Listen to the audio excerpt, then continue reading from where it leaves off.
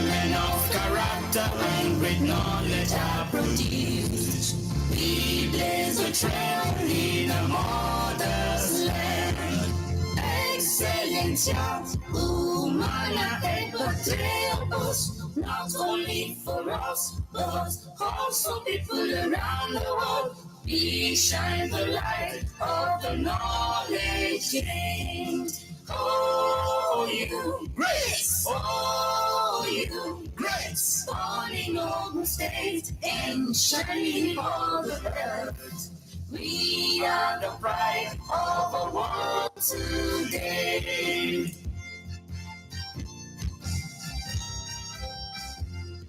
Thank you very much. Can we be seated, please?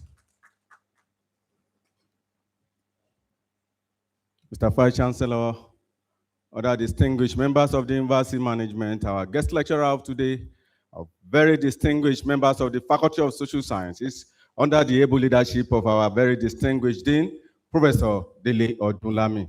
Thank you very much. We welcome you once again to this great open lecture, an antiquity program organized by the Faculty of Social Sciences. Distinguished ladies and gentlemen, may I now invite the head of Department of Economics, Dr. Sheyi Adelowo, to please step forward and give the opening prayers. Can we put our hands together for him? Thank you very much. Happy New Month to every one of us seated here this morning. I think somebody will say Happy New Month back to me. Please, can we bow our heads down as we have the opening prayer for this program. Heavenly Father, we want to thank you for the opportunity to gather together once again for the 4th Faculty of Social Sciences of the Olabisi Onabanjo University open lecture. We want to ask for your presence, wisdom, and guidance this morning throughout this program. We pray this morning, oh Lord, to bless the guest lecturer and all participants that are here this morning. Grant us understanding. We pray for fruitful discussion and knowledge that will contribute to personal growth, to the growth of every participant and the growth of the university and societal growth at large. I pray this morning that this event will be successful, will be impactful, and we pray also that the peace of God Almighty be with every one of us here this morning in the mighty name of Jesus Christ. In Jesus' mighty name we pray. God bless you. Praise the Lord.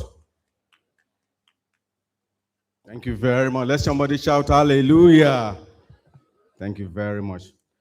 Distinguished ladies and gentlemen, let me quickly run down the distinguished personality on the high table here, starting from the personality that has been making sure that this great university is continuously remain a center of academic excellence where knowledge, skill, value are rigorously pursued for the service to our fatherland, Ogun State, and of course, Nigeria at large. Distinguished ladies and gentlemen, I introduce to you this intellectual entrepreneur that has been making sure that both intellectual and physical infrastructure in this great university are well established and reinforced at all times. Join me in recognizing and welcoming to the high table Professor Ayodeji Olayinka Johnson Agbola, the Vice Chancellor of Olabisi Onabanjo University. Of course, when you hear anything about academic excellence, any program that has to do with academic excellence, even if it is just workshop, nothing is small, the Vice Chancellor will be there as early as possible, despite his tight schedule. So I'm not surprised our Vice Chancellor is very much around this morning in making sure that this program is well attended. Can we put our hands together for this Vice Chancellor? Also, on the left-hand side of the Vice Chancellor, there is the Vice Chancellor Academic, a distinguished scholar, and of course, a distinguished alumnus of this great university, Professor Abosede Oderinde. Thank you very much. Of course, Olatundu Abosede Oderinde is the Vice Chancellor Academic of this great university. Can we put our hands together for her?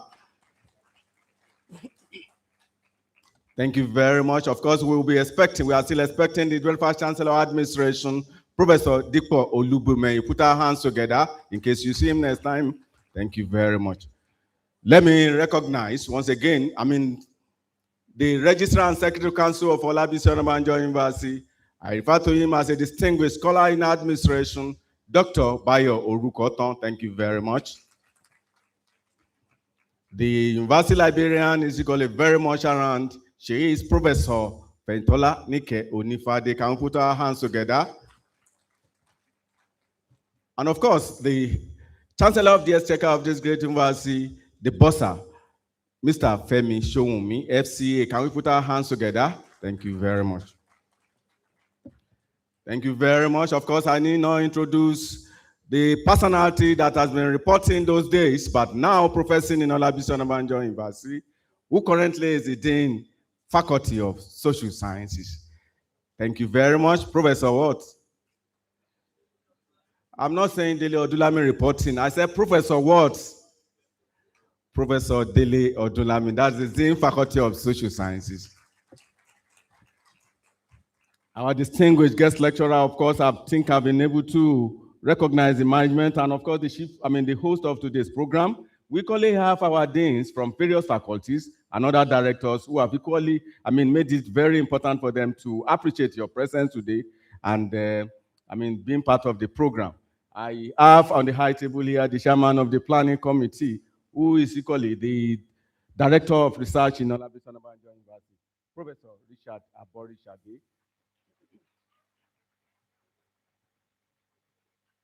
I equally recognize the Dean Faculty of Law, Dr. Bade Akinrimade. Thank you very much. We appreciate you. We also have the Dean Faculty of Arts in our midst, Professor Babajide Dasaolu. Thank you very much.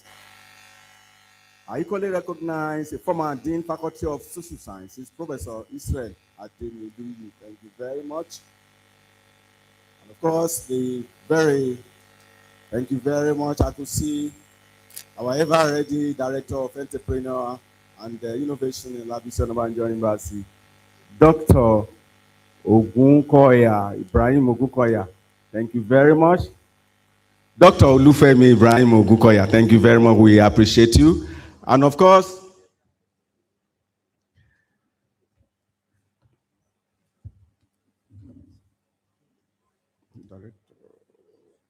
Director QS.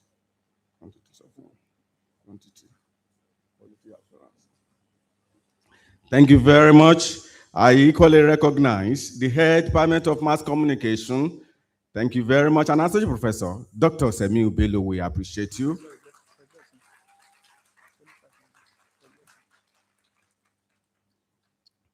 The former director, entrepreneurship and innovation, and currently the director of SUES, Professor Adewale Mustafa Usman. Thank you very much. We appreciate you. The Director of Quality Assurance in Olabisi Onabanjo University is equally very much around, Professor Ayodeji Ifegbeson. We appreciate you. Thank you very much.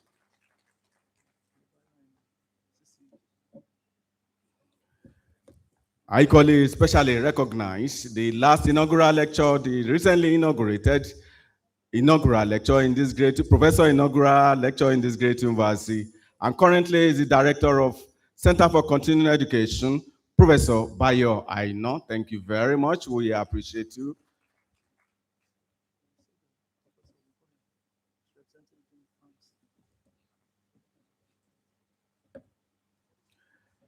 Thank you very much. Distinguished ladies and gentlemen, of course, we have our various distinguished professors in our midst who are members of Senate, and of course, other distinguished members of the Faculty Board of Social Sciences. We appreciate you. We'll continue to recognize you as the program goes on. Let me now especially recognize and introduce to you the guest lecturer of today, the personality we've been awaiting since last week, and today is now a reality. Is to deliver a lecture titled Politics and Governance in Nigeria, the Leadership Question. Distinguished ladies and gentlemen, let me especially introduce to you the Group Managing Director of Cutfield Business Solutions Limited, a distinguished scholar, an entrepreneur par excellence, a boardroom expert, and of course, the last but not the least, the guest lecturer of today, Dr. Adebola Ismail Akindele, FCA. I thought you keep clapping until he have his seat. Is he seated now? Okay, I think you are still. Thank you very much. Of course, we know we are very unique when it comes to, the intersection between town and gown in this great university.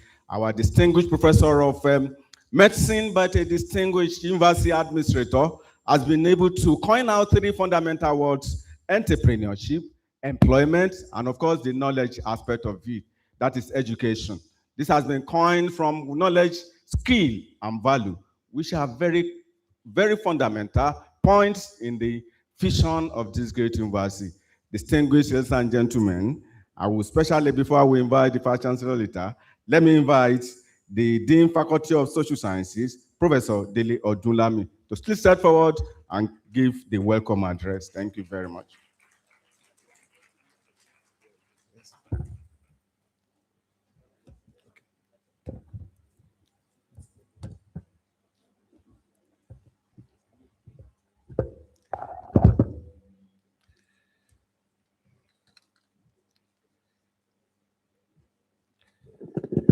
The Vice Chancellor, the Deputy Vice Chancellor, Academics. I also recognize the presence of the DVC admin in absentia, the bursar, University Librarian, the Registrar, Provost of Colleges and Deans of departments, distinguished professors and members of Senate, members of the Faculty Board of Social Sciences, great OOUIs, great OOUIs, greatest of the greatest of the greatest OOUIs, gentlemen of the press, ladies and gentlemen. It is with great delight and a heightened sense of excitement that I welcome you to another historic occasion in the Faculty of Social Sciences and indeed our university. Historic because it is often said in journalism parlance that today's news is tomorrow's history, just as journalism is history written in haste. We thank God for the privilege to gather to learn from the wealth of experience and distilled thoughts of our guest lecturer today on the theme of today's lecture, Politics and Governance, the Leadership Question. Today's lecture is the 4th in the series organized by the faculty. 12 years ago, at this same venue in 2014, 17th of July to be specific, under the umbrella of the former Faculty of Social and Management Sciences, Dr. Ade Abolorin, the pioneer Commandant General of the Nigeria Security and Civil Defense Corps, NSCDC, and an alumnus of this great university, gave the first distinguished lecture on the theme, Prevention and Management of Electoral Violence in Nigeria. 4 years after, on the 27th of June 2018, the former Director General of the Nigerian Civil Aviation Authority, NCAA, Dr. Harold Olusegun Demure, delivered the second edition of the lecture on the title, Public Governance and Sustainable Development. It was later the turn of another great alumnus, Dr. Tunji Olugbodi, the founder and chief executive, the executive vice chairman of Vedanzil Group, Lagos, to deliver the third edition of the guest lecture on the theme, Collaborative Innovation, Bridging the Knowledge and Research Gap Between Industry and Academia.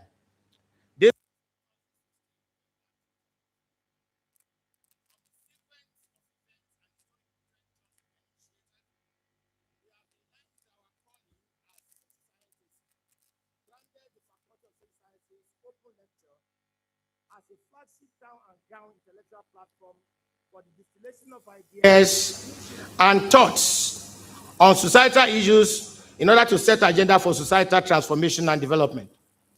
Our guest lecturer today, as we shall soon discover, is a distinguished and highly cerebral scholar, although he doesn't see himself as a scholar, but for somebody to have risen through the ranks from first degree to Doctor of Business Administration, not even in Nigeria, but in France, you will know that there is the undeniable element of scholarship.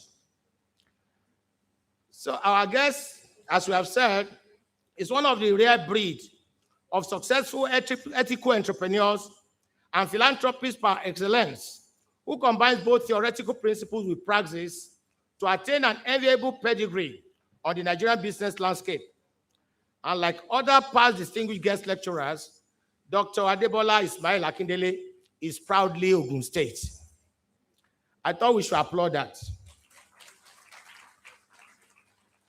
The theme of today's lecture, Politics and Governance in Nigeria, the Leadership Question, is significant in several ways. For instance, we are at the threshold of another series of elections in Nigeria, and for a very long time, our public sphere has been assailed with the dialectics of leadership, the leadership and followership dichotomy. There are divergent schools of thoughts on whether what we actually need as a nation are good leaders or good followers. There are also issues on which leadership side is the ideal, practical, and effective one for us to adopt as a nation, just as echoes of Niccolo Machiavelli's soundbites in The Prince, the end justify the means, and it is better to be feared and loved if you cannot be both, still reverberate in our intellectual discourses. Our guest lecturer of today has had his thoughts documented on leadership questions on several fora, especially in his latest publication, Musings on Leadership. He has graciously given us a large number and copies of this latest publication to be used in the faculty. I think we can express our appreciation for that. So today, we have the privilege of hearing directly, as they say, from the horse's mouth. Mr. Vice Chancellor, sir, our distinguished guest lecturer, guests, ladies and gentlemen, there is another interesting sideline to the culture of open lectures in Olabisi Onabanjo University. Our guest lecturers, whether as alumni or distinguished Ogun State indigenes or patriots, have cultivated the tradition of marking events with specific projects in the university as evidence of their signature as our great benefactors. We count on the celebrated pedigree of our guest lecturer of today as a great philanthropist of no mean stature to register his benevolent imprimatur on the annals of the Faculty of Social Sciences for posterity, especially on our critical area of need, which is the provision of solar power to lessen the burden of electricity on staff and students. It is against this backdrop that we welcome you all to this great occasion and wish ourselves a happy deliberation. Thank you for listening.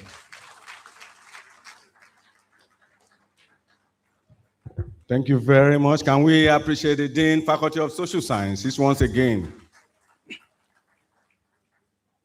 Thank you very much. Quickly, before I will now invite the Vice Chancellor, of course, when I introduce the Vice Chancellor to the podium, I don't have the right, or the protocol does not permit me to give recognition again. Quickly, with the permission of the Vice Chancellor, let me quickly recognize the presence of distinguished members of the Senate, particularly from the Faculty of the Social Sciences who are around here. Professor Batunde Adetola, Bright Adetola, of course, a former head, Department of Sociology. We appreciate you. We also have the Provost, Postgraduate School, Professor R.O.C. Shomoyo, and of course, a distinguished member of the University Governing Council. Can we appreciate him once again? Thank you very much. And of course, our very distinguished Professor of Economics, Professor Babasonya, we appreciate you and we welcome you. Of course, we have various heads of departments from the Faculty of Social Sciences. Dr. Sheyi Adelowo come from the Economics, the head of Economics. We appreciate you. Dr. Comfort Omoni from the Department of Sociology is the head, she's the head of that department. Dr. Sunday Abang, the head department of Post Science, we appreciate you. Dr. Wasiu Otun, the head department of Geography, and of course, Dr. Esian, the head department of Psychology. The Dean Faculty of Administration and Management Sciences, Professor Muse Sholanke, is very much represented by the Director, Entrepreneurship and Innovation, Dr. Olufemi Ogunkoya. We appreciate you. Thank you very much. Distinguished ladies and gentlemen, of course, the question is politics and governance in Nigeria, the leadership question. Of course, if we are to look at this, I wouldn't want to let any cat off the bag now. What we have in Olabisi Onabanjo University as the current leadership, the current administration, is very exhaustive for anybody to borrow a leaf from. Of course, the university is where we export knowledge, where we export value, and of course, skill, even to the society. And these are very fundamental components of governance. You know what that means? Is it empathy you want to talk of? Is it commitment to excellence? Is it fight against corruption? What else you want to do? Thank you very much as I introduce you. Practitioner of good governance in Olabisi Onabanjo University, the Vice Chancellor of Olabisi Onabanjo University, the distinguished alumnus of Olabisi Onabanjo University, the second alumnus to become Vice Chancellor of Olabisi Onabanjo University, the man that has created another university in this university by employing over 160 academic staff, which is greatly more than the number of academic staff that was employed when Taishola University of Education was to be instituted. Thank you very much as I welcome Professor Ayodeji Olayinka Johnson Agbuola, the Vice Chancellor of Olabisi Onabanjo University.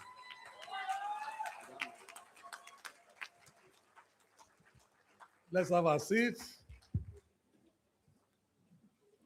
I was surprised. I don't even know that he was talking about me.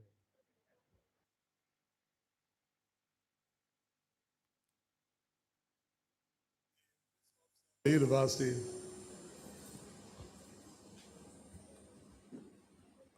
Our members of Senate.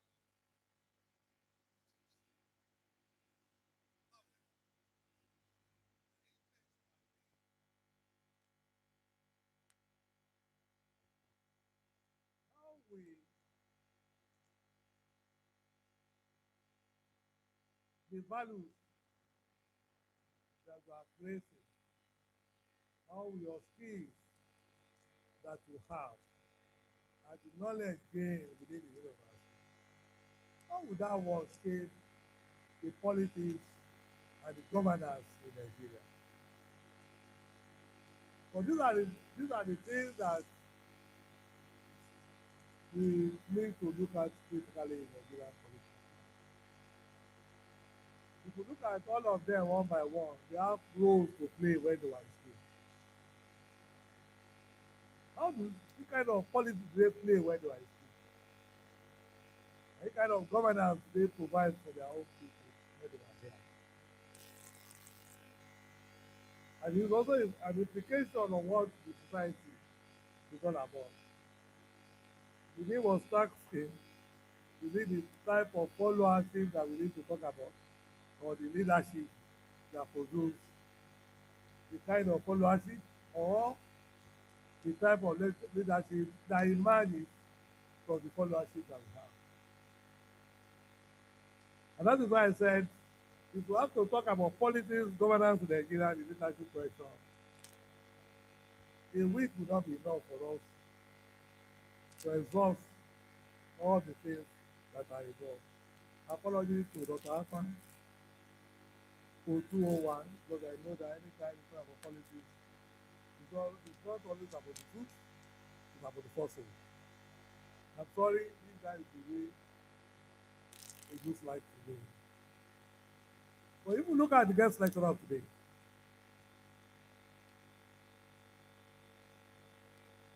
I want us to also allow him to share his own experience with us in terms of what I believe in, which is part of the 3 the education, the employability, and the entrepreneur. The man is an entrepreneur. And so he should be able to tell us, if you are able to manage your company well, if you are able to manage a business very well, you should be able to govern the society very well. Because you have risked a lot of things.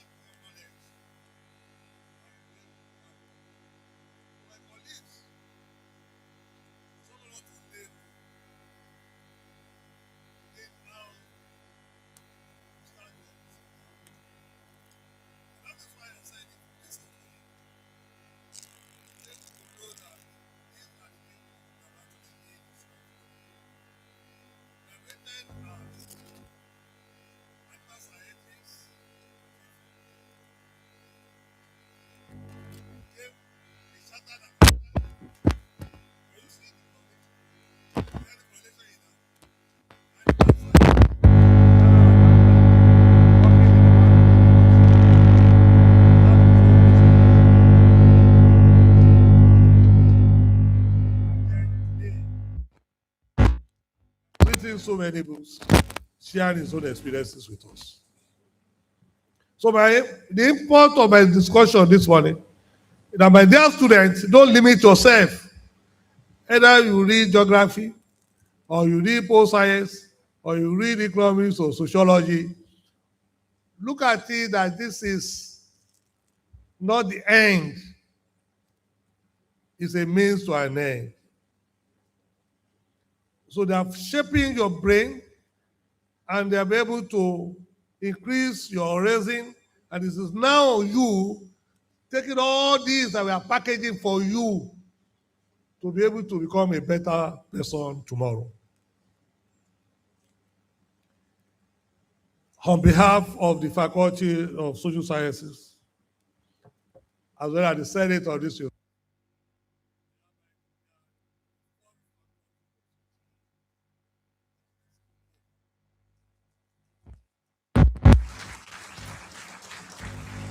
Thank you very much. Can we keep appreciating the Vice Chancellor? Distinguished OUIs, can you be on your feet? You could see our distinguished scholar standing on their feet. Can you rise with a strong ovation for the Vice Chancellor of this great university? Thank you very much. Distinguished ladies and gentlemen, of course, it's now time for us to support the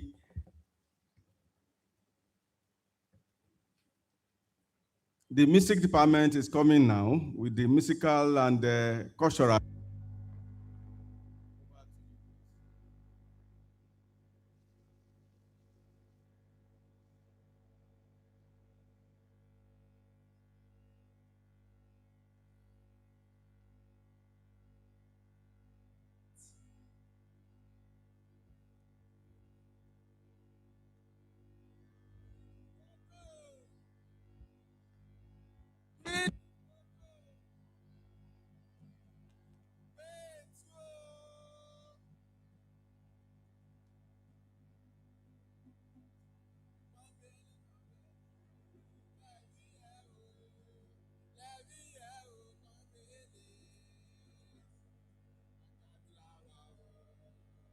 Obele o, agbamilawa o, kolobele mo bele, komi pakọ mu pakọ, kálápẹ̀rẹ̀ má pẹ̀rẹ̀, agbamilawa o.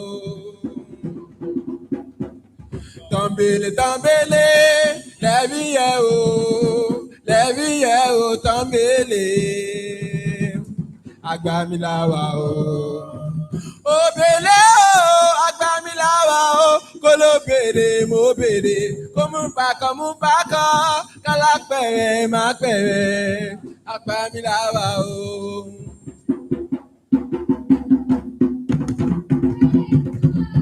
Omi lákèrè, omi.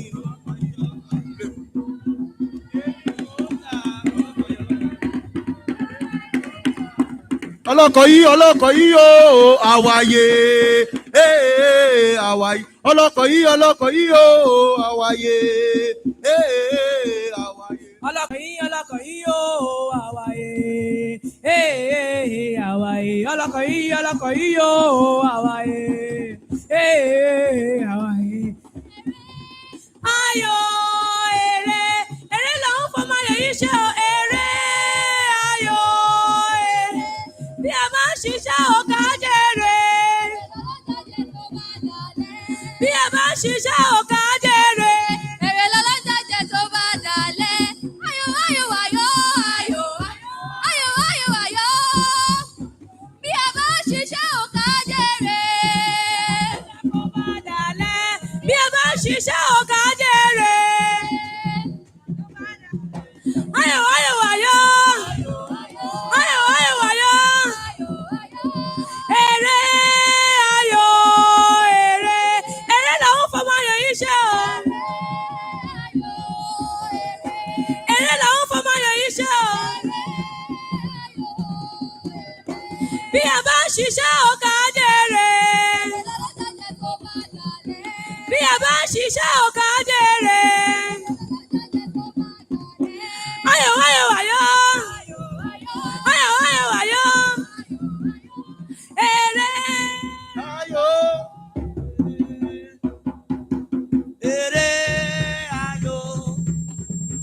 Èrè làmì fọmọ ayò yìí ṣe o, èrè ayò. Èrè làmì fọmọ ayò yìí ṣe o, èrè ayò.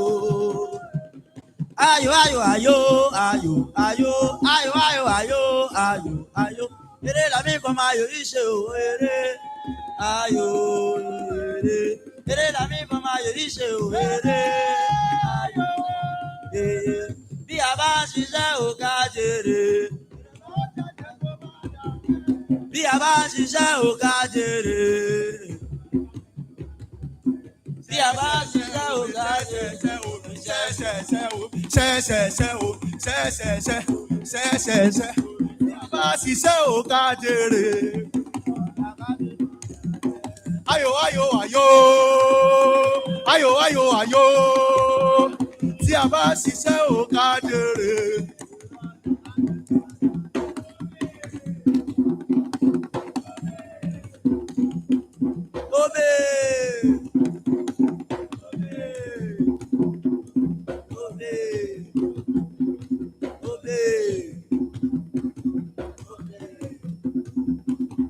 Obe.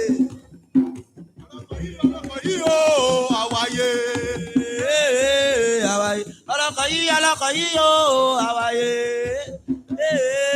Àwáyé. Àwáyé. Àwáyé. Ọlọ́kọ̀ yìí o, àwáyé. Àwáyé. Ayò ayò ayò. Ayò ayò ayò ayò ayò ayò ayò ayò ayò ayò ayò ayò. Bí a bá ṣiṣẹ́ ò ká jèrè. Ọjà ká ṣe bá dalẹ̀. Bí a bá ṣiṣẹ́ ò ká jèrè. Ọjà ká ṣe bá dalẹ̀. Ayò ayò ayò ayò ayò ayò ayò ayò ayò ayò. Ọjà ká ṣe bá dalẹ̀. Tí a bá ṣiṣẹ́ ò ká jèrè. Ọjà ká ṣe bá dalẹ̀. Ṣẹ́ṣẹ́ṣẹ́, ṣẹ́ṣẹ́ṣẹ́, omi, ṣẹ́ṣẹ́ṣẹ́, omi, ṣẹ́ṣẹ́ṣẹ́, omi, ṣẹ́ṣẹ́ṣẹ́, omi, ṣẹ́ṣẹ́ṣẹ́, very omi, much. ṣẹ́ṣẹ́ṣẹ́, omi, ṣẹ́ṣẹ́ṣẹ́, omi, ṣẹ́ṣẹ́ṣẹ́, omi, ṣẹ́ṣẹ́ṣẹ́, omi, ṣẹ́ṣẹ́ṣẹ́. Thank you very much. Can we appreciate them? Eré làwọn fọmọ ayò yìí ṣe o, eré ayò. Thank you. Èrè làmì fọmọ ayò yìí ṣe o, Eré ayò. Thank you. Ayò ayò ayò. Thank you. Ayò ayò ayò. Eré làwọn fọmọ ayò yìí ṣe o, eré. Thank you very much. Eré làwọn fọmọ ayò yìí ṣe. Thank you very much. Bí a bá ń ṣiṣẹ́ ò ká jèrè, èrè lọ́lọ́jà jẹ́ kó bá dalẹ̀. Bí a bá ń Thank you ṣiṣẹ́ very ò ká much. jèrè, èrè lọ́lọ́jà jẹ́ kó bá dalẹ̀. Thank you very much. These are a very good team from Ogunwasai local government of Ogun State, domiciled in the department of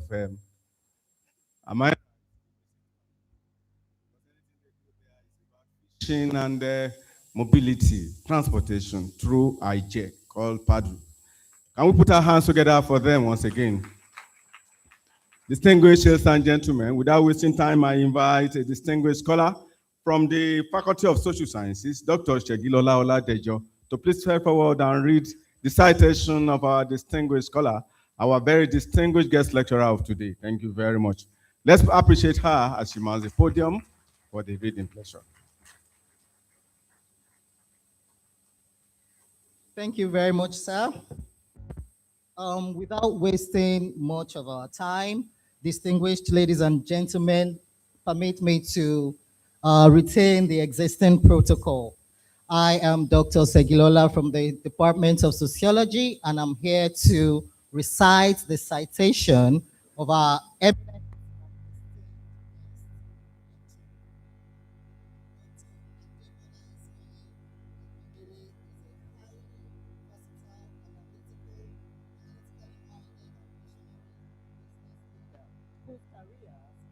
more than 40 years of profound professional contributions across the public and private sectors. Before transitioning into a transformative entrepreneurial figure, Dr. Akindele accumulated substantial expertise within highly regulated banking and auditing environments.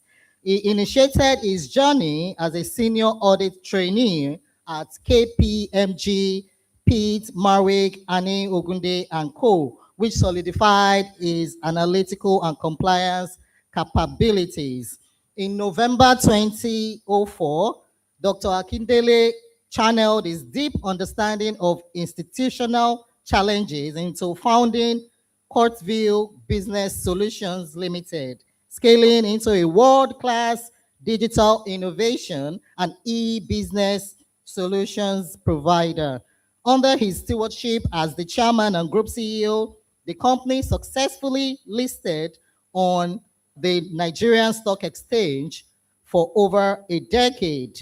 As a respected thought leader, Dr. Akindele has authored several books and management papers that explore corporate strategy, corporate social responsibility, and knowledge management, with published works thousands of the Muse, establishing a corporate social responsibility performance measurement system for companies in Nigeria, driven by a profound commitment to philanthropy and human capital development. Dr. Akindele acts as a dedicated mentor to over 100 young African entrepreneurs annually, helping to build a resilient pipeline of future business leaders. His contributions have been widely recognized through major awards, including the Lagos State Man of the Year in 2019, the Nigerian Technology Lifetime Achievement Award in 2017, the Pan-African Personality of the Year in 2019, the Business Day Top CEOs and Next Moves Award in 2020.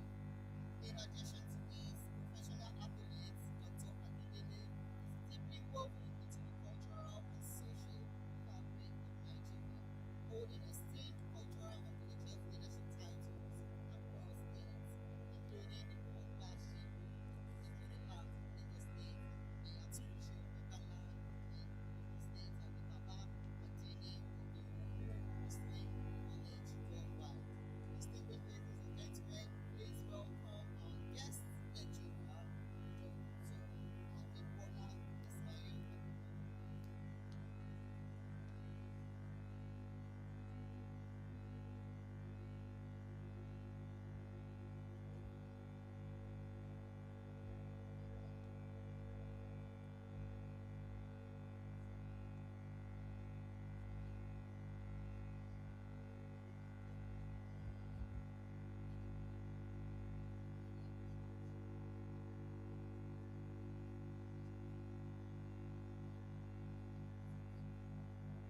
University. Wait, 2 shots. Okay.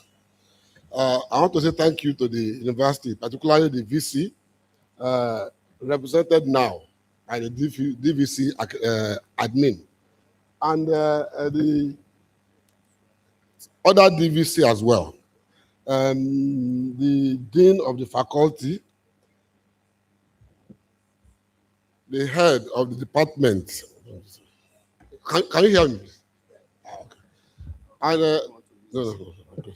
And in the entire team that has been able to set this up. It was a very short time to do this.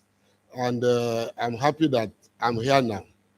Like I told the VC's team before we came down, the last time I was here was in 1985. Yes, it was still Ogun State University. It was just a handful of bungalows rented in Agogo here and a few in Oru and a few, I think, in was it Jabu or somewhere? Jabugo. So, I mean, it was a pleasant surprise coming in and driving that distance to the school proper. And it just reminded me of my own alma mater as well, University of Ife, as it was then. That's what I attended, not Obafemi Awolowo University. So it's been a long time coming. I came in from Abeokuta this morning. I had to wait in Abeokuta till today before going back to Lagos. So I will not be able to stay too long. Immediately after this, there are other engagements that I have to go and attend to in Abeokuta. I also want to particularly thank Dr. Semiu Bello. And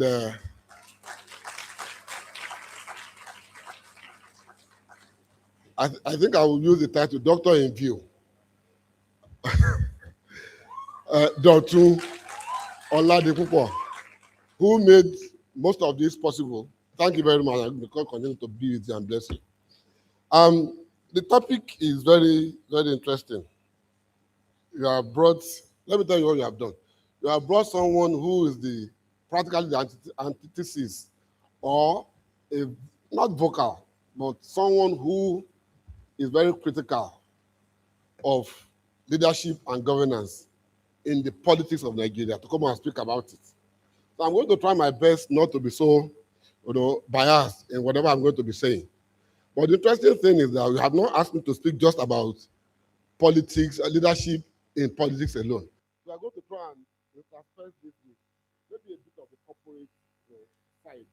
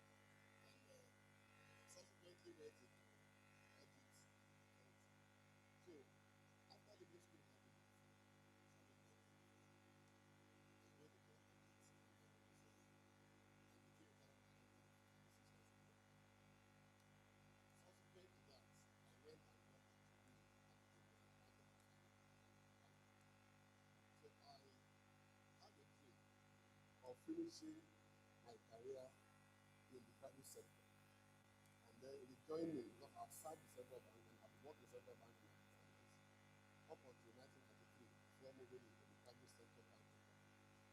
And that was the dream, but God had other plans. In 2004, while I was hoping that I was going to go back to the central banking to apply my knowledge and skills that I've taken from being an auditor and an accountant, from being in the private sector and public sector, to going back into central bank or from a situation like that, into establishing principles, into establishing policies that I felt will have my skill very useful at the time. I found myself having to go back into the private sector, retain the private sector participation by setting up companies. So I've not had any opportunity to be in politics, but I've related a lot with politicians and with politics. And we all here are part of those that are being governed by the politics of Nigeria, right? By the way, sorry, I have no slides. I do not present with slides. I speak based on experience. So if you do not mind, my experience is what we'll be talking about here. I hope it applies to whatever I'm going to speak about. And I know this is being recorded, and I hope some people, if not all of you, will find maybe some little message that will apply to you now or in the future. Politics, like they started saying on social media recently. I don't know if you are.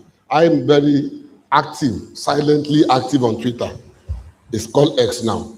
When I say silently active, that means I read everybody's tweets, and I contribute zero. Because they are very toxic. So I do not want. I'm very intelligent as well, as a matter of fact. These days, what they talk about politics, oh yeah, where they go. That's what they say. And that is the exact description that will fit everything that we talk about in politics.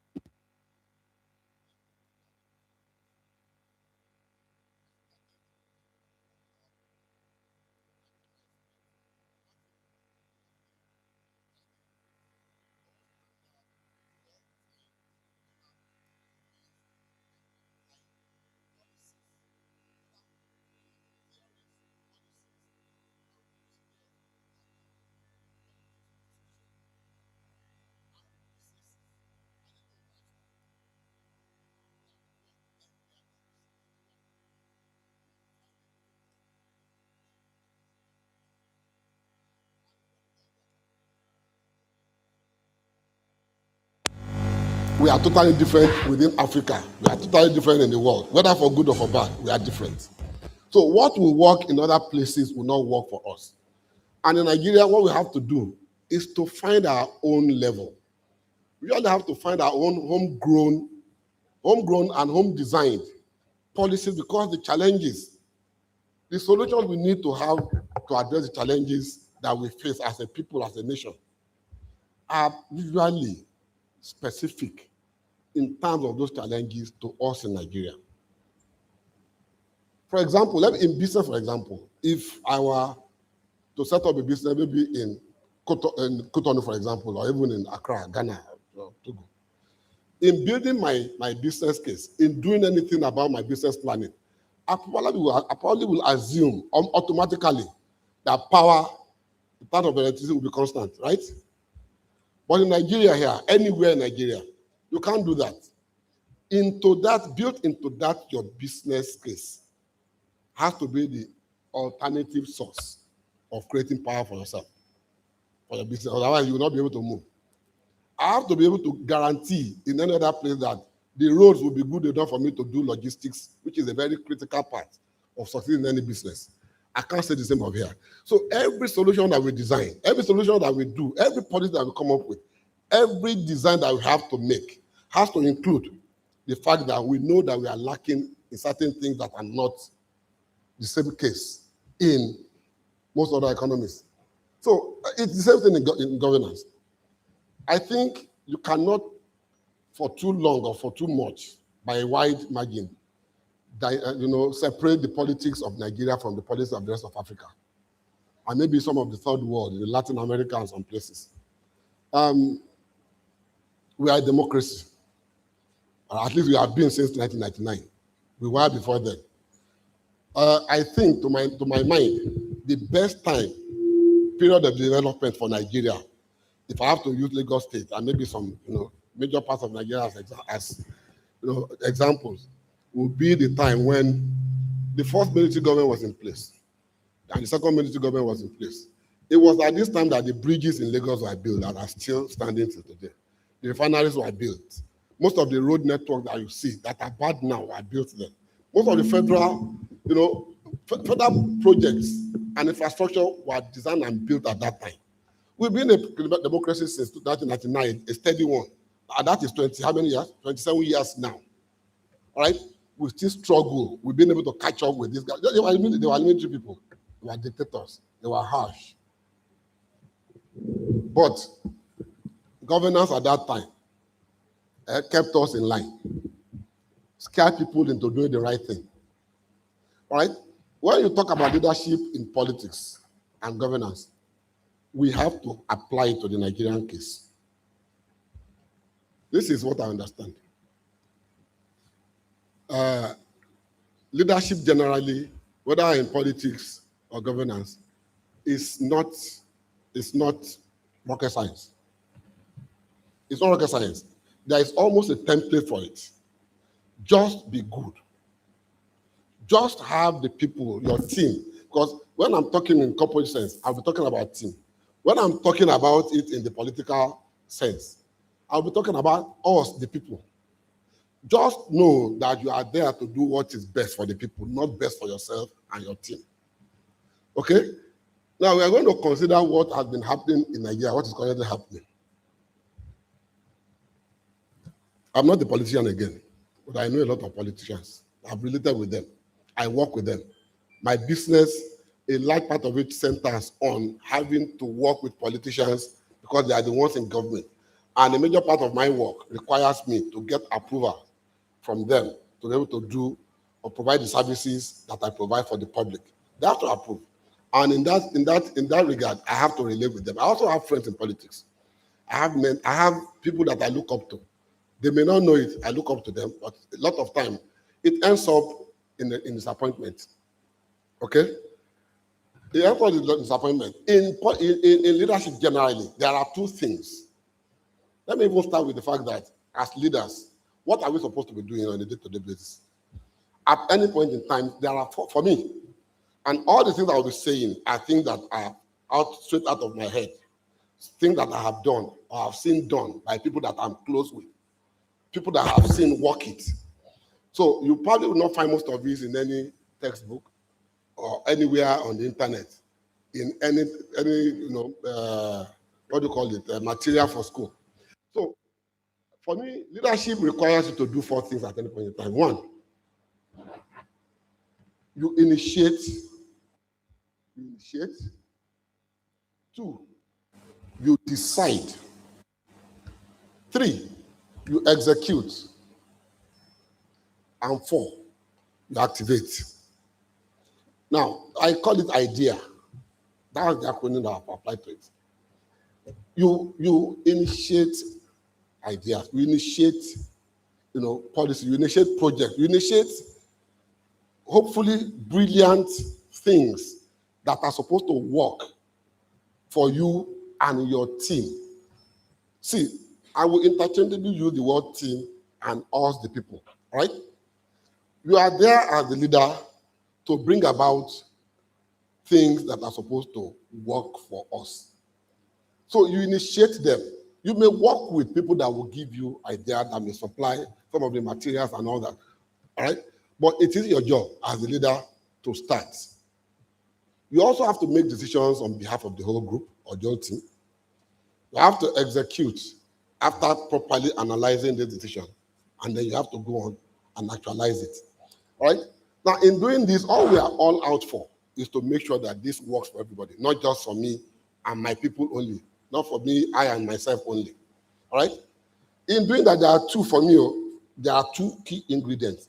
As they are mutually independent, they are as also mutually exclusive. 1, in any of these 4 ideas, points that I have listed, one key variable for it to succeed, for any of these things you are going to succeed, one key variable is that the objective of what you want to do, whether you are initiating it or the objective must be very, very unambiguous and very, very clear to everyone on that team. Let me place it let me place that narrative in the political sphere. If they suddenly say that if a governor comes out and says, I'm increasing minimum wages, or I'm increasing wages for all public service staff or employees, and he is also a service employee, and what you see happening is that whilst the most junior staff get a 10% increase, for example, they can tell you an increase. 10% increase against the 100% that will be received by the commissioners, the SAs, and the governor.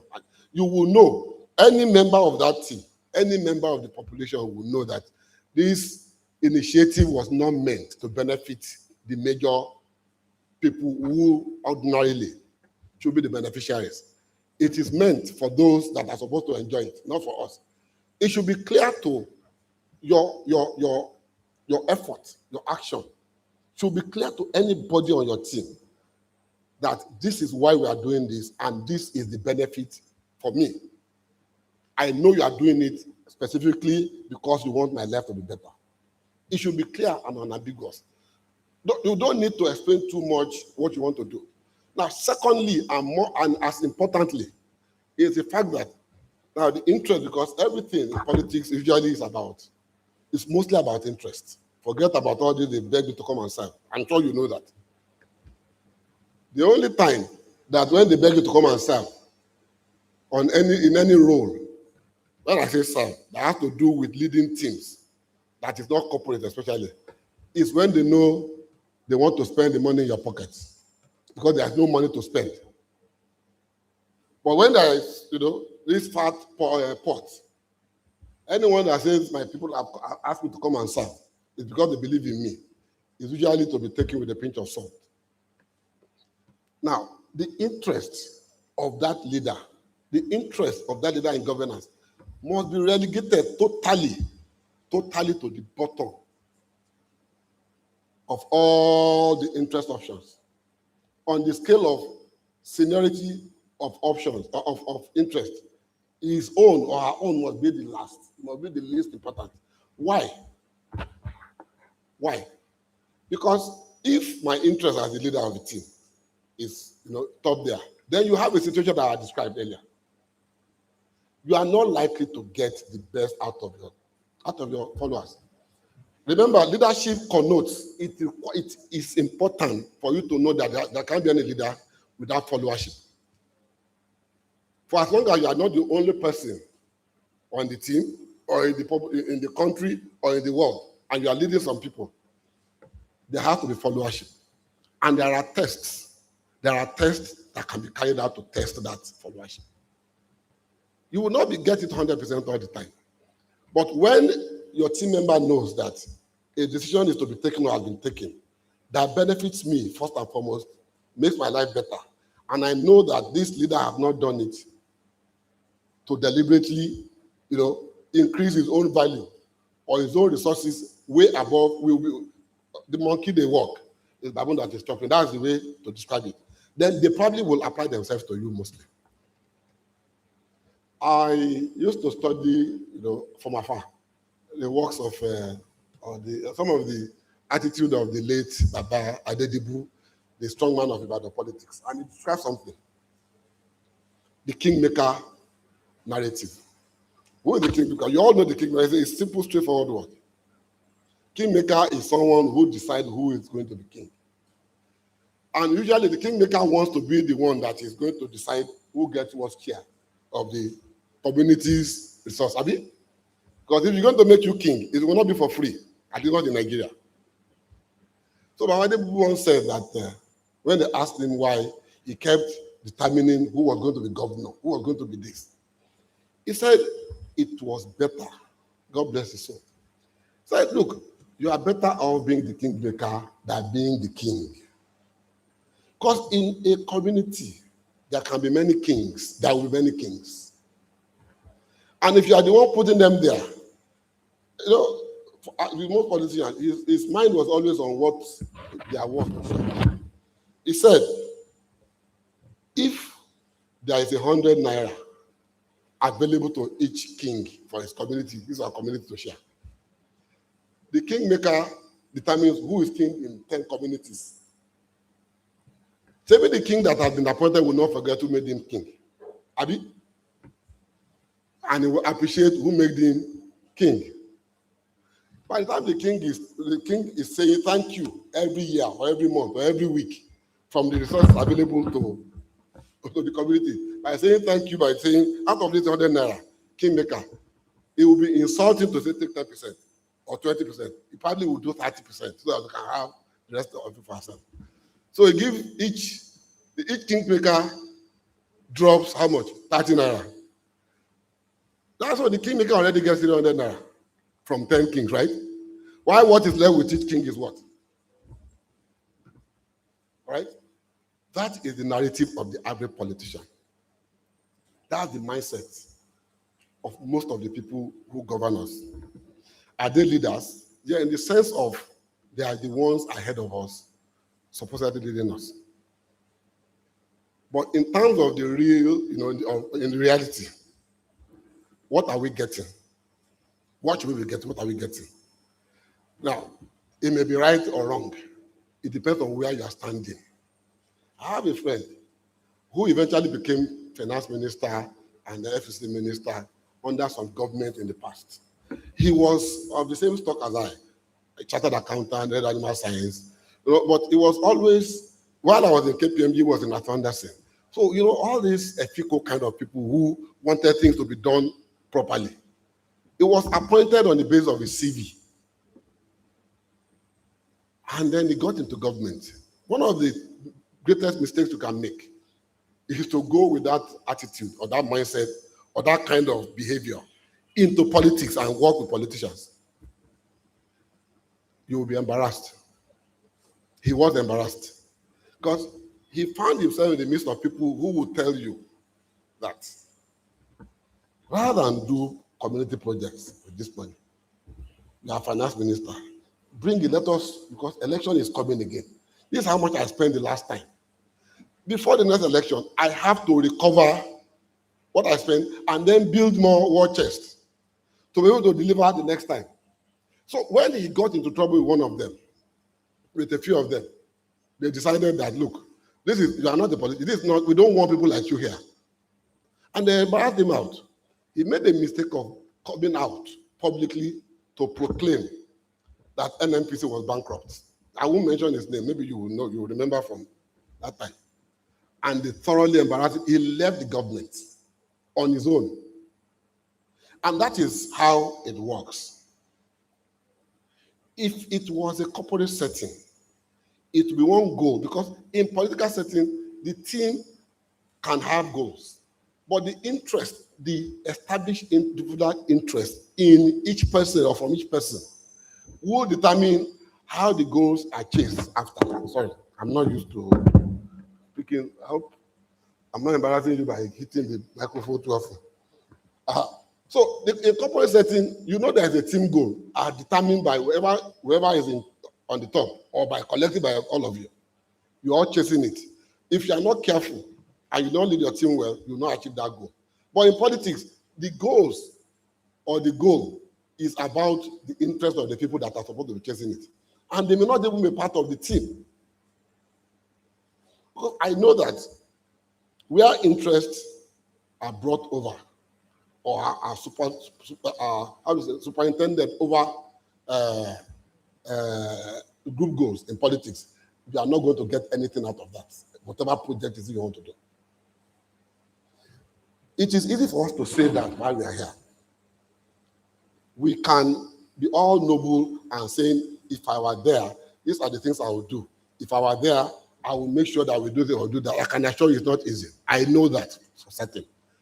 In politics, leadership is very tough. And like I said, what is leadership? I know I have not even said. Leadership is the ability for me to get people behind you, to follow you towards achieving the goal, selflessly and deliberately, without any coercion, without any force. They are working very hard towards the goal without you having to drag them or push them. Because they all believe in the first requirement. This action or this decision is about me for my benefit. And two, it is about the fact that we know, we understand it, and it's not that we are working for one baboon and we are giving to them as monkeys. It's different in corporate setting. Whoever puts you there would ask you, you are accountable. They're also accountable in politics, but it's difficult to hold them to that accountability, except when you want to vote. And then we all know ourselves that voting and leadership establishment in Nigeria here, as with most places in Africa, it's not about who we think is the best. It will not always be. Most of the time, it's about where our interests lie, or where we feel most comfortable with aligning with. Researchers, human studies have been done to prove that since mankind started, three things decide. It determines where you as an individual would gravitate towards to form a clique or a group of people.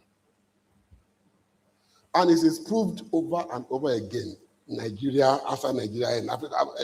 Three things. One, similarity.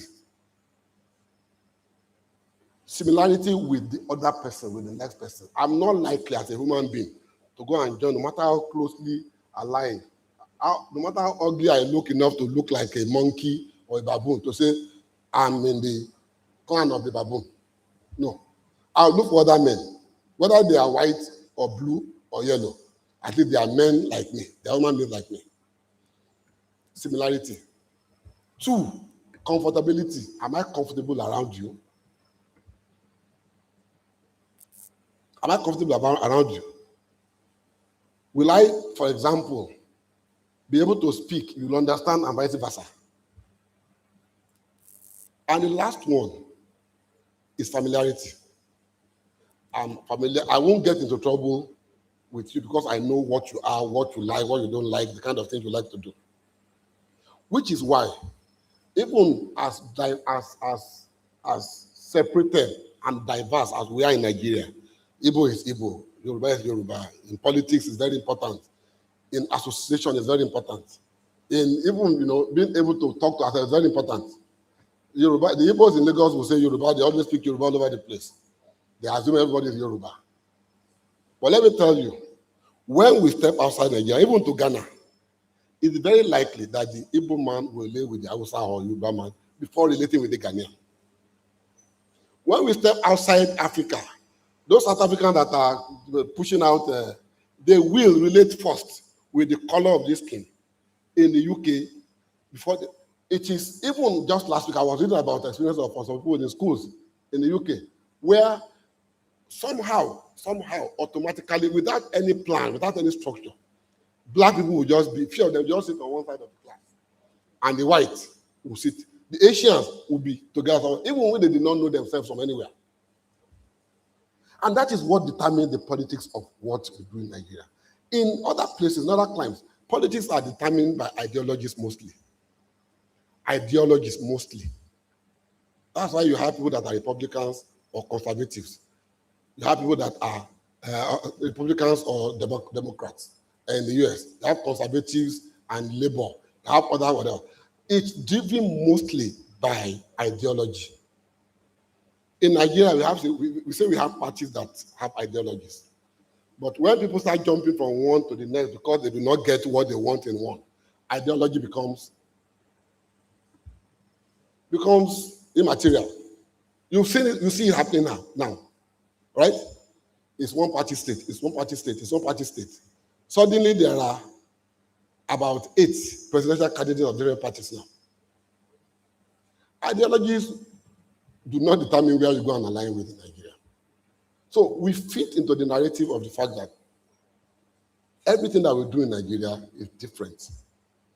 And it affects the way that we are governed. One key example I'm sure, look at Ogun State. Ogun State started in 1999 like another state with Lagos State. I'll get to Lagos State. Lagos State had a visionary because I was there. Came up with a template from day one, 50-year template for how the state should be run. It might be a bit it might have been a bit autocratic to assume that everybody wants to run like you. But it got people, the government then got a lot of professionals, eggheads from school, from businesses. It got them together and they sat together for weekends, and produced a blueprint that's supposed to guide whether it was the one there or anyone else. If it was the dog that was leading, it will follow that blueprint. And they followed it for the past 27 years.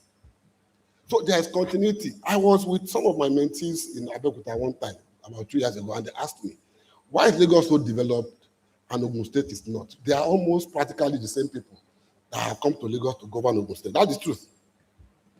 That's the truth. All the governors that you've had, they made their marks in Lagos.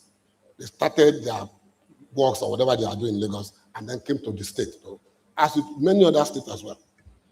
Now, they asked why there was such a marked difference between Lagos State and Ogun State. I reminded them, Lagos State has structured its own system of choosing leaders in a way that they built in sustainability of ideology and of goals. So when Asiwaju left, Fashola continued.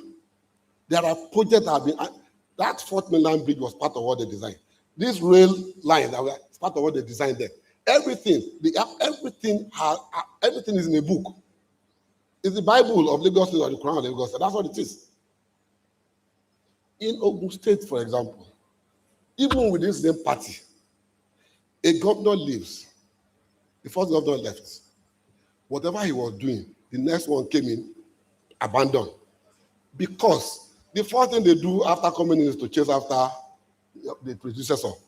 I want to probe him. I want to do this, I want to do that. They don't have that, and they are not even on the same level in terms of thoughts, what they want to do for the state. It happened briefly in Lagos State. They corrected it immediately. Immediately. Just for 4 years, they corrected it immediately. Even when I say it happened, just slightly, not a major shift. And then the 3rd governor comes, changes everything about what the 2nd governor had done. As a matter of fact, The third governor held on to the hotel that had just been completed by the second governor in Abeokuta, that he could not open it for 8 years. The hotel will have served as part of the infrastructure and development of the state, right? He blocked it. That place could not operate, even though it was completed for 8 years. Then he left, and a new one came in. The third governor, I know, is part of what will have been the ShopRite of Ogun State, Abeokuta. It's there. It was about, I would say, about maybe 40-50% completed. It's been like that for the past 7 years. Because the current governor will not touch it. All the roads that he wanted to do, he couldn't do. He won't touch it. Why? Because for each and every one of them, the succeeding governors did not get there with the approval and support of the predecessors. So in a short sentence, sustainability of ideas, sustainability of goals, alignment of all these, zero. It's zero. So you can see a major challenge in how leadership will work and governance will work. So when you do your things in silo, when you do your thing in isolation and you are saying, this one I'll cover, this one I'll cover, what you end up with are probably roads that will finish, maybe there will be 10 kilometers, on third road, in between third road, because the governor will start and end here, and the next one will go and start 10 kilometers away and end there. All right? The refrain in Abeokuta is this. See, I hope I can speak Yoruba. Tí wọ́n bá lè fly, wọ́n bá lè fò wọ Ìjẹ̀bú, ẹ jẹ́ káwọn náà lè drive lórí títì wọ Abeokuta. Meaning that you have provided airports. That's what we know. For your people. Fix our roads. And guess what? The next one will be coming in the next 1 year, in less than a year. He'll probably have his own plan. But for the first time, I think, if it works out for them, depending on who, there may be maybe a bit of, a closure in terms of sustainability of ideas. It has not allowed development to come to the state the way it should have, based on the fact that it is next door to Lagos State. That is what governance does when it is not properly arranged. You know what I said? First thing is that you must make your team members understand without any ambiguity what we are about to do, what we want to do, why we want to do it, how. And then your own interest must be relegated.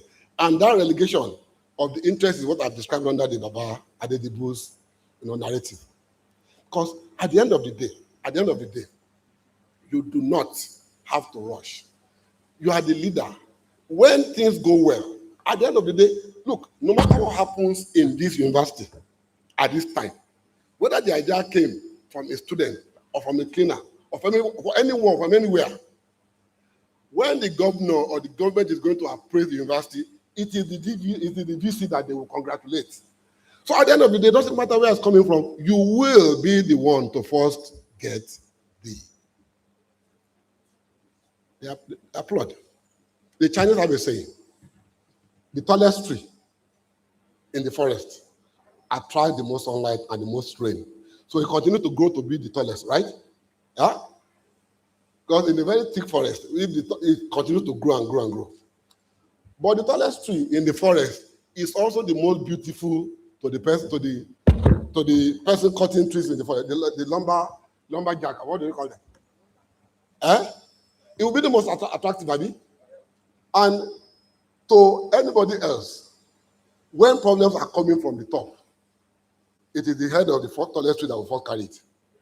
So just as the leader is the one that is taking a lot of the value that have come without them having to rush. When you understand that. When the Pohala comes, is also the one who is supposed to. And that's how it works. I used to attend, I'm a member of, at least I attend every year of the World Business Forum. They used to bring a lot of people from the industry, captains of big corporations worldwide. You know, Richard Branson, Elon Musk. They used to bring Jack Welch. And I remember one particular episode under that Jack Welch. Jack Welch was a captain of the automotive industry. I was in the audience when one young woman, so you students, listen to this, please. When one young man stood up and said, we watch you every year, you guys on the stage, because they will bring them on stage and talk to them, ask them how they've done it. We watch you every year, we come here to watch you every year.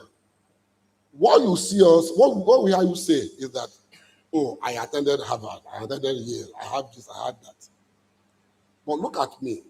I have just finished my MBA in Yale. But I'm looking at, I don't even know, I can't imagine how, either quickly or anyhow, that I will get up to be able to sit on that stage with you guys in the next 20 years. Because I don't even know how it will play out. How do I become that kind of employee? Because that is not talking about, how do I get to be that kind of employee that will also eventually become, because these guys, for most of them, Jack Welch was an employee. They became leaders of industry. And they became part of the decision makers for policy of countries and of the whole world. And Jack Welch was supposed to answer her. This is what he said. This was the answer he gave. As a team member, as a subordinate. Like I said, leadership connotes followership, right? I should keep my hand like this. Leadership connotes followership. If there's no followers, if there are no followers, there can't be any leader. This is what he told the young woman, and I can never forget it. He said, always, just two things, always over-deliver. You have an assignment, you have a goal, you have a project that has been assigned to you by your boss. Regardless of who is going to be the one to go and present it, always over-deliver. You understand that? And the other thing, the next thing, never ever attempt to take glory for your own efforts within the team. Why? Because, you see, no matter how rough the diamond is, eventually its brilliance will come out, will shine through. If you are the one helping a boss, a superior, achieve his or her objectives or goals, and they kept promoting him, what do you suppose the superior will do when he moves on to the next level? He's going to want to work with brilliant people like that will help him or her achieve. So it's a drag along kind of thing.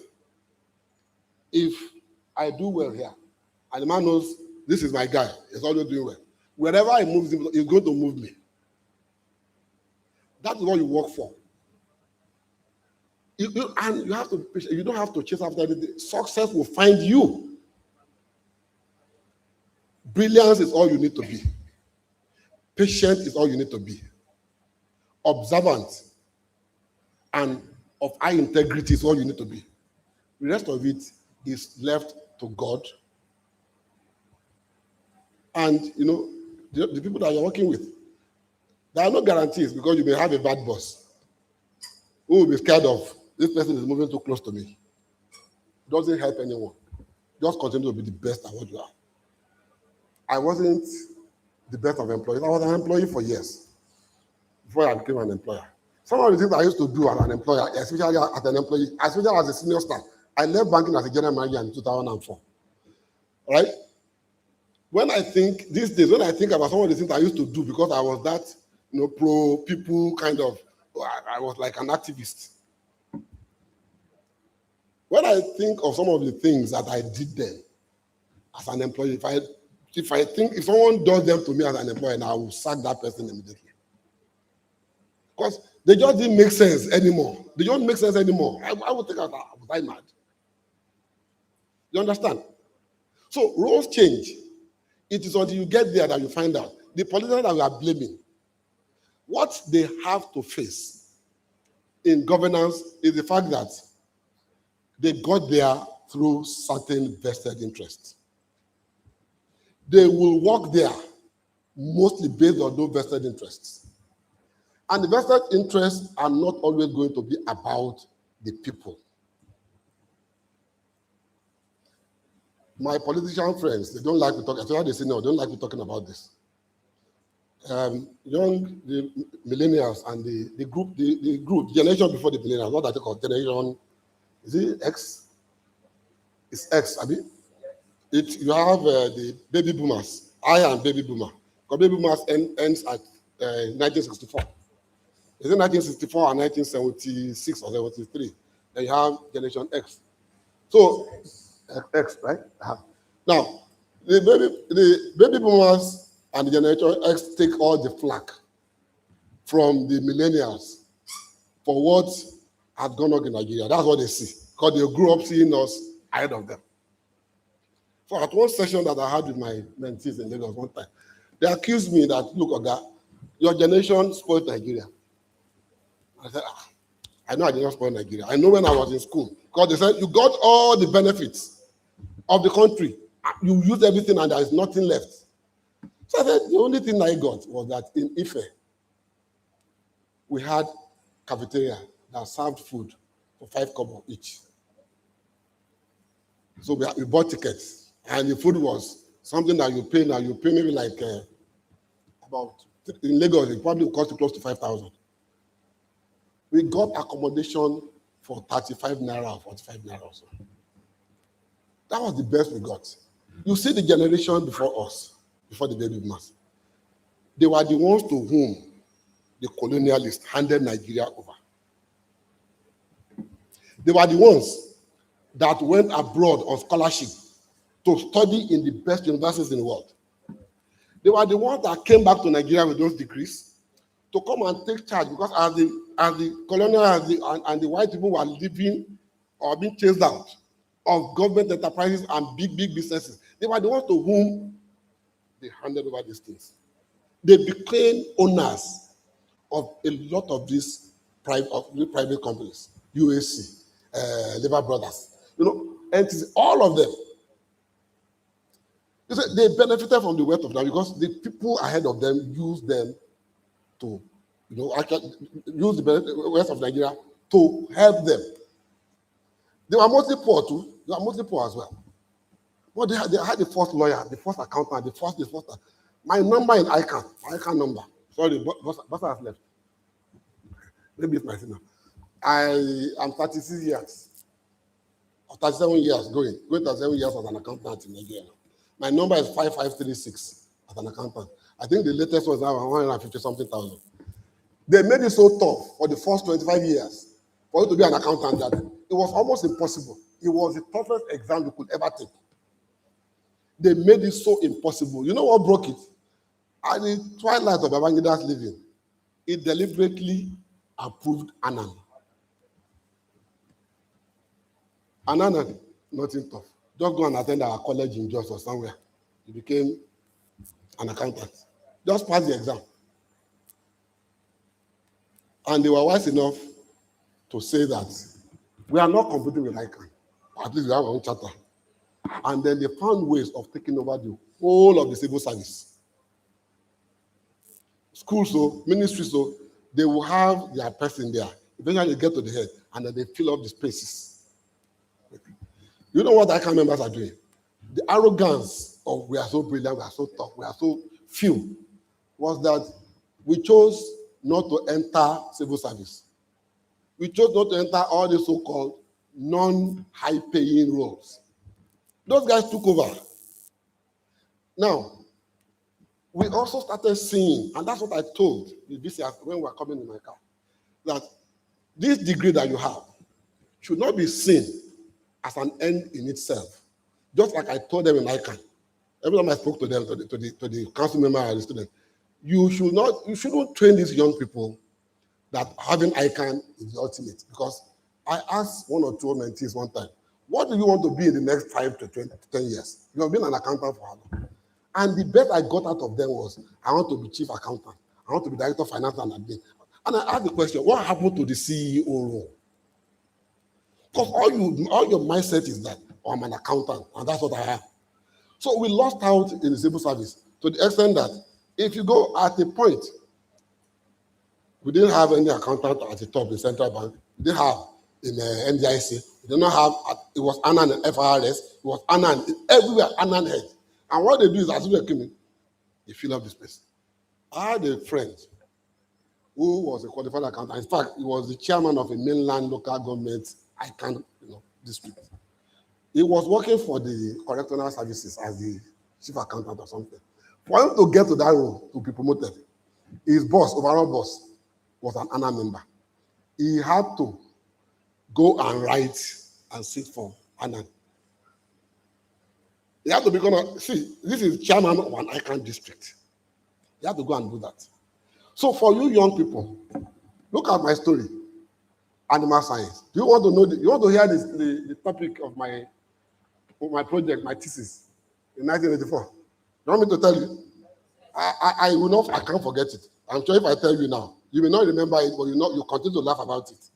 Well, what has it got to do with being here now? The topic was the effect of supplementing Gliricidia sepium. That's what we call one of the legumes. Supplementing Panicum maximum hay, that giant grass, with Gliricidia sepium, that's the legume, on the intake and digestibility by the West African dwarf sheep.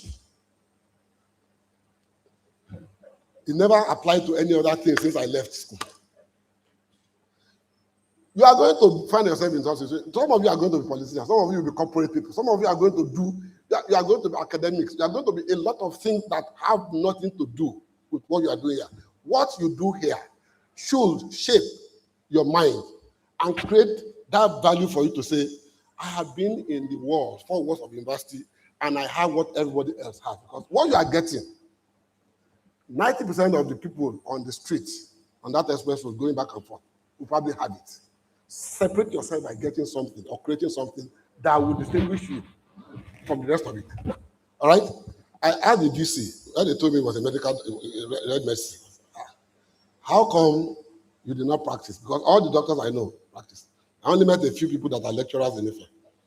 And he told me he was never interested in practicing, which is a goal that he fixed from the beginning and he stuck with. He stayed with. And you have all described him as probably one of the best, if not the best leader that you have the kind of vision he has, the kind of effort he puts. I see the way you relate with him. It doesn't mean when you bring the next academic here, it will be the same, because we are not the same people. Leadership requires you to design your own model of how to run, especially when you're in Nigeria. When they teach you in school, they will teach you, oh, there are charismatic leaders, they have theories, like I've told you. Theories and policies, they don't work in Nigeria. We create our own. The only 2 that I feel apply to me, and I found them out after I had developed myself into what I want, what I have become. Because I started leading teams when I was 26, 25 in Central Bank. I started leading real teams within which I was the youngest in age. I was the latest to enter the group. I was practically the most inexperienced in terms of, it was an agri department in Central Bank. But why did I become the leader? Because I wrote ICANN, and at 25, I became a qualified accountant. And automatically in Central Bank, once you are a chartered accountant, you became a staff manager. And I had a range of people under me who had been working in Central Bank for 20, 30 years. Some of them were totally uneducated. You see the range. Messenger, only primary school. Can't do anything. Now you have people that were graduates like me, that were even senior to me in the university, graduated before me. But because they did not have that, I was just thrust in there overnight. Result came out, and I was immediately put. And when I was scared to say, okay, let me go and sit, they said, sit at the, because in front of all you, sit there, that's your desk now. I was scared, because I didn't want to appear like, The man said, you cannot achieve something and now fail to leave it. Sit there. And I sat there, and what did I have to learn? I have to train myself to understand each person. That's easy in corporate setting. Each person, understand them totally, and understand how to work with them, how to relate with them. How do you do that? You have to know things about them, and this is what I say. You know things about them that nobody else on that team will know, whether they tell you themselves or you find it out. It helps you know the range of relations you can have with them. and to what extent you can go. When you have that, trust is built, and everything else follows.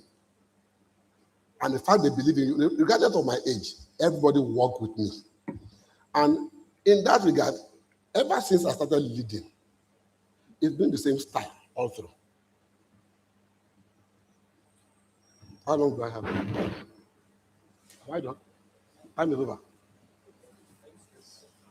How much time do I have? Have I exhausted the time? 5 minutes. Okay, sorry. Is there 5 minutes? So let me quickly say this. Whether in governance of politics or governance of corporate structures, one of the things you have to learn is that your style will determine most of the time the successes that you achieve. It will. Imagine yourself, let's take this analogy. You're on a plane. Before you go to the plane with your leader, there is a leader, there is a superior, there is a subordinate on that plane, on that aircraft. Before you got on, there were 2 life jackets, or parachutes. And you saw your boss place the 2 on the aircraft. But before you left, you know that your boss said, I'm not sure about one of these parachutes, or whether it's not defective. I don't know about one of them. He didn't tell you which one. Then you are in the air, and suddenly the plane the aircraft develops a problem. And you were certain that it was going to crash. So there are 2 parachutes. Oga will still be Oga even in the face of danger. So Oga says, carry one parachute and gave you. Carry one for himself. You are testing the trust. All right? What will go through your mind as a subordinate? Will this Oga give me the parachute that he knows is defective? Or he will think of it the fact that I am still younger, I still have more to do in life. Let this boy at least survive. Me, I have experience. If I can manage the defective parachute. Would that go through your mind? If that goes through your mind, then there's already a trust deficit. And it's a very critical test of how leadership is supposed to work. It is. It is a very critical, step in how leadership is supposed to work. Now, I cannot say that for most of, the people in politics. The best economists, the best societies that have been established currently, whether state of life index, or what do you call it, and everything, they are not the Western countries that we know. It's not America, it's not the UK, it's not Paris, it's not France, it's not all those ones. It is economies like Singapore. It is economies like Australia and all those, and the Scandinavian countries, where Norway has the largest sovereign trust fund in the world. You can check it. I'm not Peter Obi, but you can go and verify. Now, they deliberately built from what, even that was after Nigeria had started making money from oil. They built a fund that for the next maybe 10 generations of their people, they will not need to work. So nobody has any motivation to steal. So the prime minister can be a young girl of 28. There was a time about 2 years ago when the oldest of the cabinet running the country, most of them were girls, if not all, the oldest of them was about 34. And they could walk on the street freely, back and forth. Because once you are born of that nation, your part of the world was waiting for you. Their prisons did not have fence, they don't have surrounding fence. They had internet, they had TV, they had everything. You can stroll to and fro. That is society. But how did they achieve? The Singapore we tout so much. The Rwanda that you say so much about how beautiful it is. How did they get to that point? By democracy.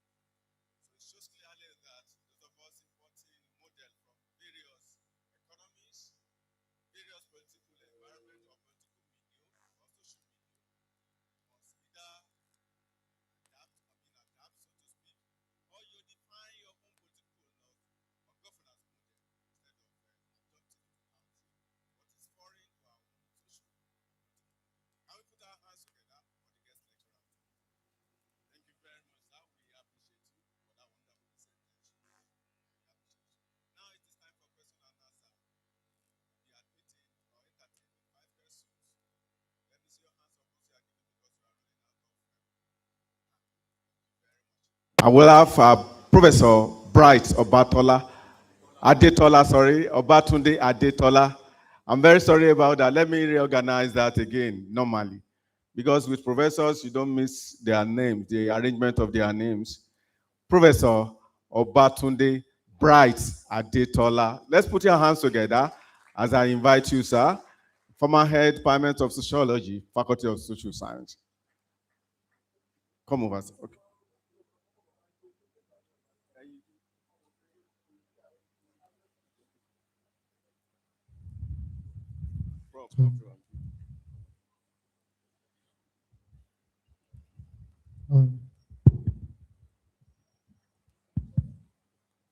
Thank you for this opportunity.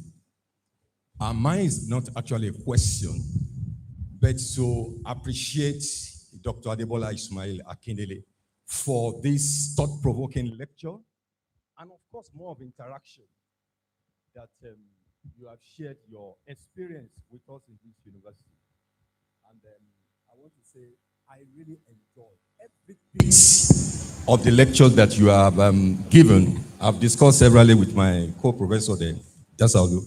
And one area I just want to point out that can help everyone is issue of interest.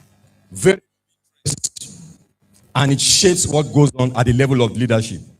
I think one thing that is missing in all of this that we need to begin to think about to have better leadership and followership is what exactly is the philosophy driving a society?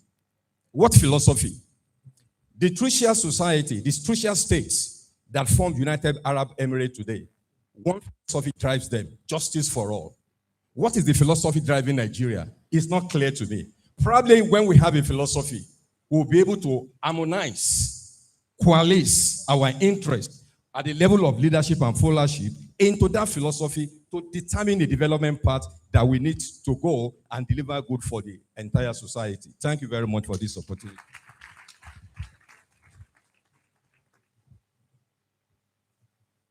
Thank you very much. Yeah, number 2, come over. Tell us your name.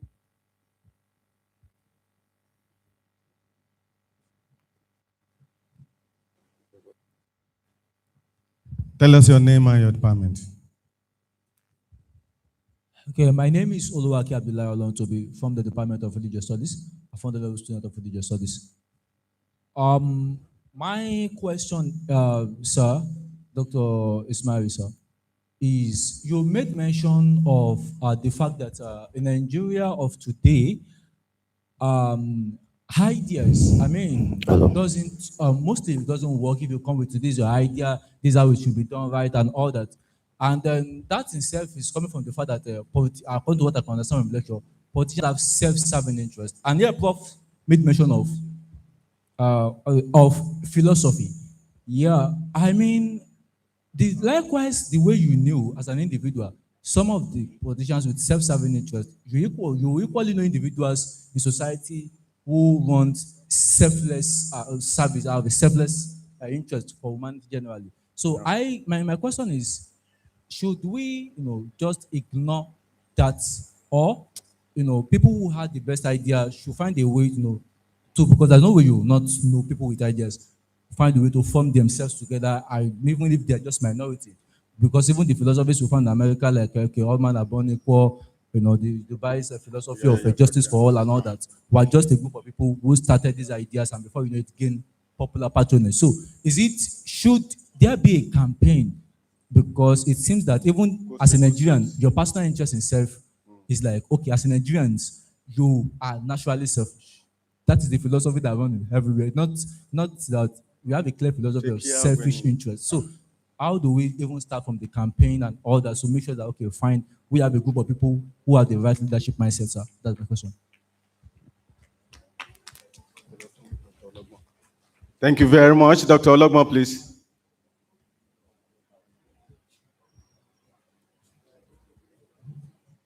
Please, you go straight to your point. We are out of time. Doctor, thank you very much. Yeah, nowadays, we see youths that are coming up with brilliant ideas.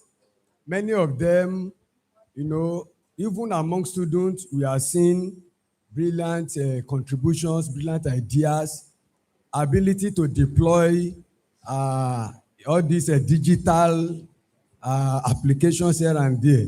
But we see these people coming out, and where they are supposed to be, the element of godfatherism is playing out.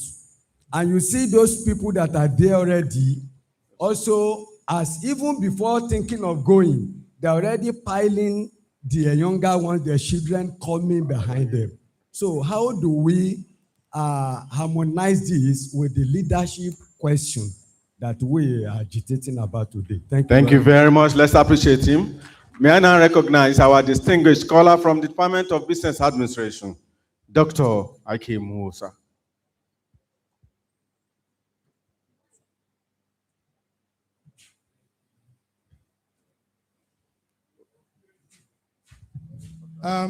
Good afternoon, members of the high table and those on the higher table. People say that if you climb an Iroko tree, you do all you want to do there because you don't go to the Iroko tree every day. You shared your experiences with us. It was not a normal lecture the way we do it. Now, leadership in Nigeria is a problem. There's no doubt that leadership is important because a team of dogs led by a team of pigs led by a lion will do better than a team of lions led by a dog, led by a pig. So the leader is the most important thing. If a team of pigs is led by a lion or a team of lions is led by a pig, the one led by a lion will always perform better. And leadership is about encouraging people to want what you want as against doing what you want. Unfortunately, in Nigeria, the leaders have captured everything.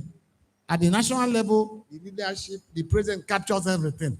At the state, the governor captures everything. At the small local government, the chairman of local government captures everything. I came back, I went to visit the local government chairman. I said, look, this part that passes through my house, you should do that. He said, no, I can't do that. I said, you can. I know how much you receive. And I went and met the councillor.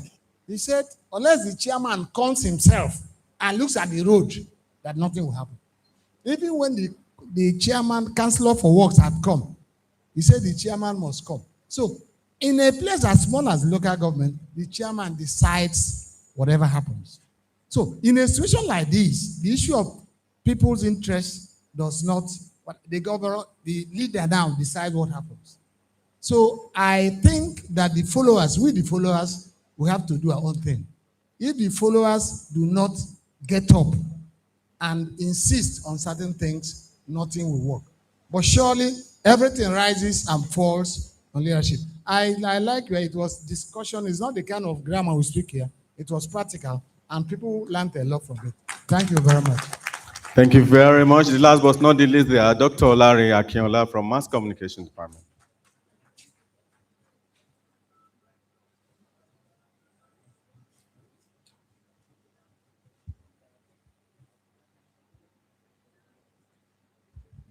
Permit me to call you my Egbonsa, Egbereo, Adeku Odun Leya, Ashimagberon Tiwa.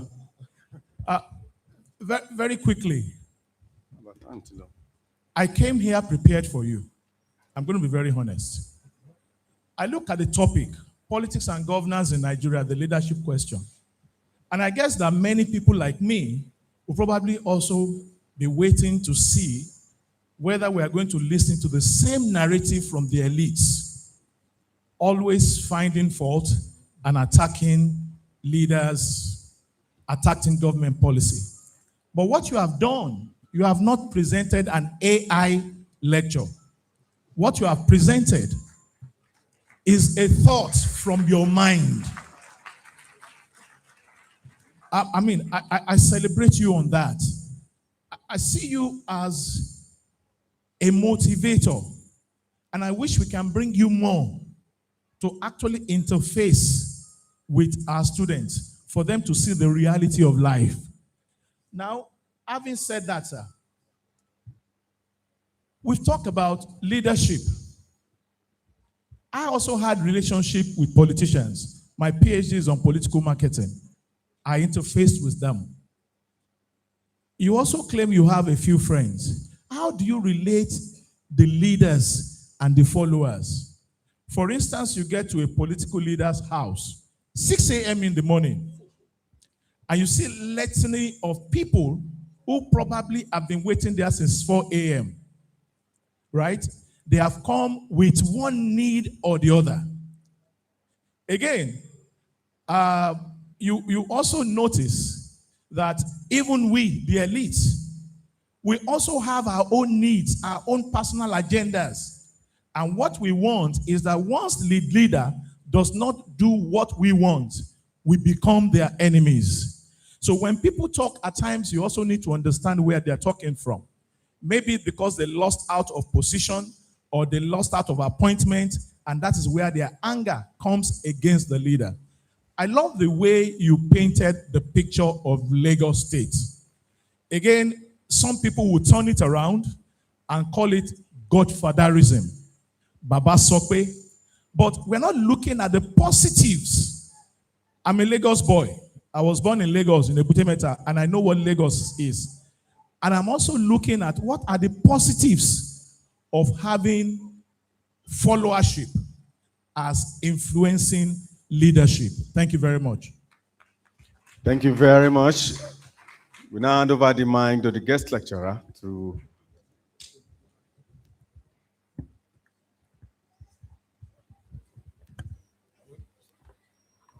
Thank you very much. Thank you all. I will try and remember. I'm not a very bright. I wasn't a bright student, so I'll try and remember how the whole questions came. Prof, thank you very much for the kind words. Yeah. The questions almost flowed close to each other in terms of the object. You see, just as everything that we have been talking about, leadership requires followership. These people did not just force themselves on us, if we have to be honest. The interest that I'm talking about are usually not the interest of the people that will go and vote. We are those that will go and vote. But for the most part, we are swayed by those interests that controls the mass that votes. It's the UAE, for example, as you said, sir, driven by that philosophy. I can assure you that there is a 10%, because they are all monarchies. There will be at least 10% or 20% of the people in there who are totally against it. I've watched a Twitter video where a subject of the ruler of Dubai, of Dubai itself, was ranting and cursing the Emir, is it Emir? The head of Dubai, anyway, the Sultan. Now, 7 Emirates are different leaders, but they're all monarchies. They do not talk about sharing decision making with their people. They don't.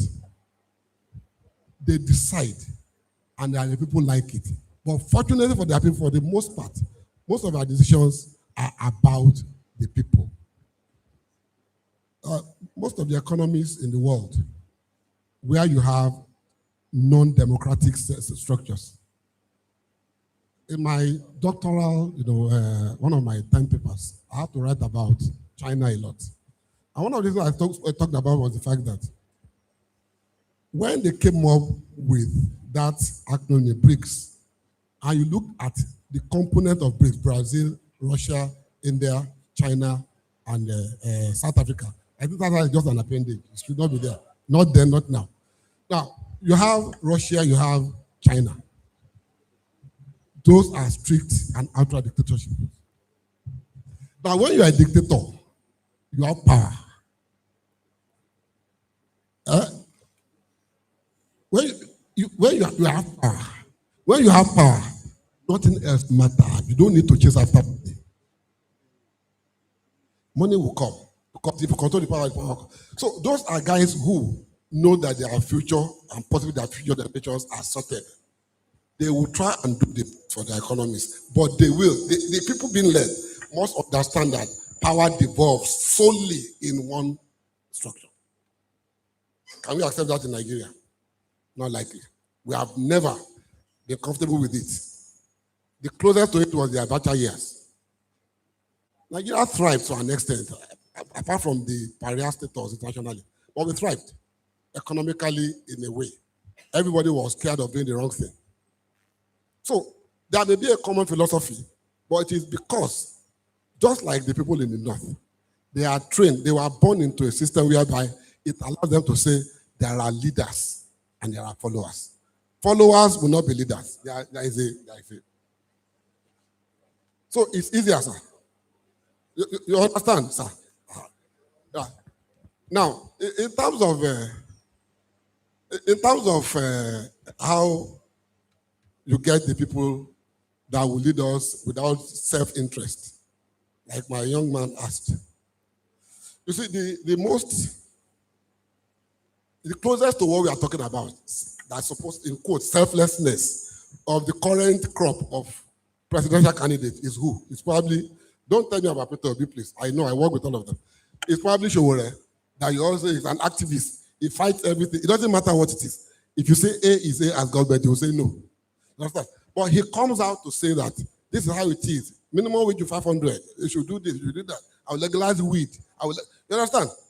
But look, this same person, is he a Democrat? His party, AAC, is the presidential candidate. He is the chairman. He is the secretary. He is everything.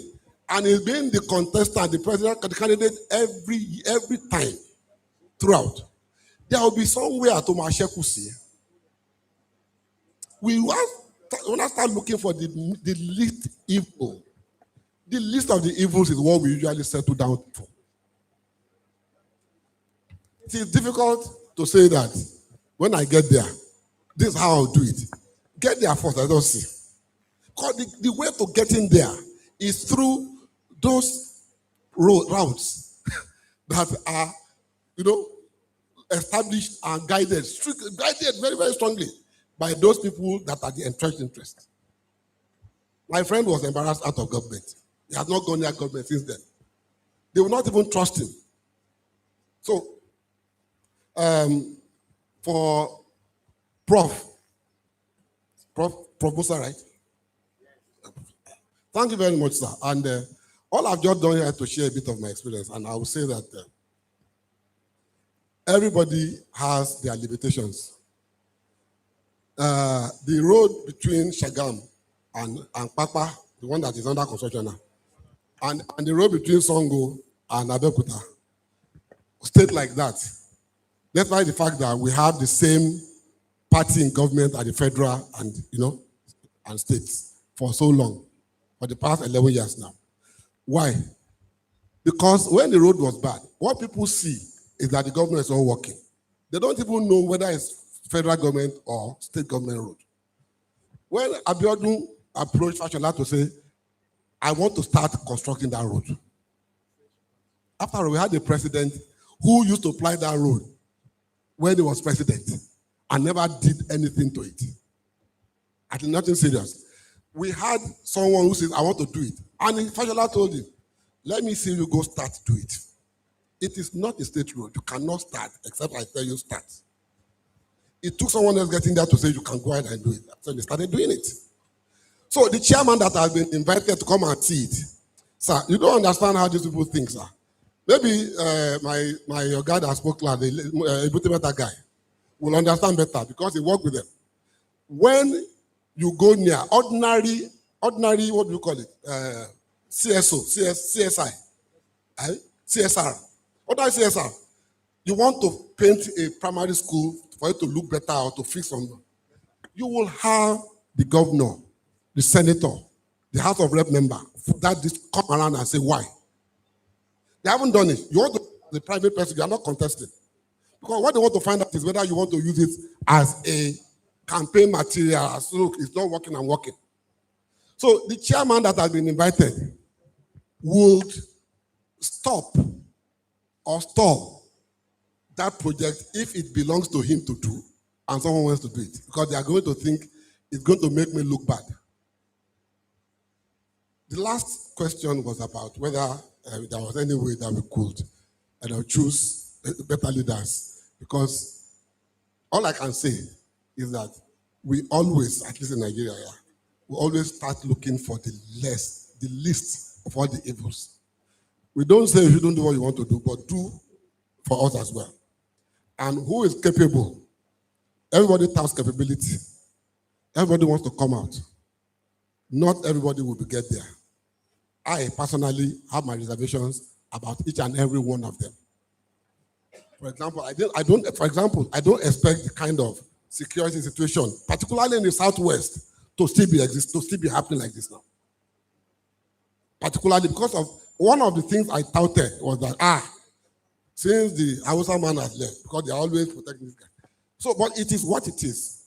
Pass very well on one side, on some side. Fail on some side. We will continue to pray to God to lead us aright, but it's our voters' card that also determines it. Unfortunately for us, the serious voters, we are not here. On the day of election, some of my young people will be playing football and watching videos at home. Some of us here will be too busy or too lazy to go out and stay in the sun. The people that determine who gets in, not only will be the holding meetings, spending money, doing things, they will vote, stay in the sun, count the vote, follow it to the calculations, do everything. Are you willing to do that? Selflessness of our interest will help us get to the selflessness of leaders. Thank you very much. Thank you very much, sir. Thank you very much. Can we put our hands again together for the guest lecturer of today? We appreciate you, sir. Distinguished ladies and gentlemen, now it is time for us to move to dinner. But before then, let me quickly recognize a very distinguished member of the University Senate who has been here since inception, Professor Bola Oguyemi from the Department of Psychology. We recognize you, sir. Also, Professor Isiaq Oseni from the Department of Economics. We appreciate you. And of course, left behind the acting head, Department of Library and Information Science from the Faculty of Social Sciences, Dr. Biodun Odunewu. Of course, you could see a representative from that department, Dr. Yinka Brahima. We appreciate you for representing that department. Dr. ACN from Psychology Department, we appreciate you as well. Distinguished ladies and gentlemen, without wasting time, may I now invite the Deputy Vice Chancellor of Administration, Professor Dipo Olubumen, who will handle the presentation of souvenir to appreciate and, of course, thank our guest lecturer of today. Thank you very much. Faculty Officer, Social Sciences, Mr. Badmos, we appreciate you. Thank you for coming. We appreciate your administrative style there.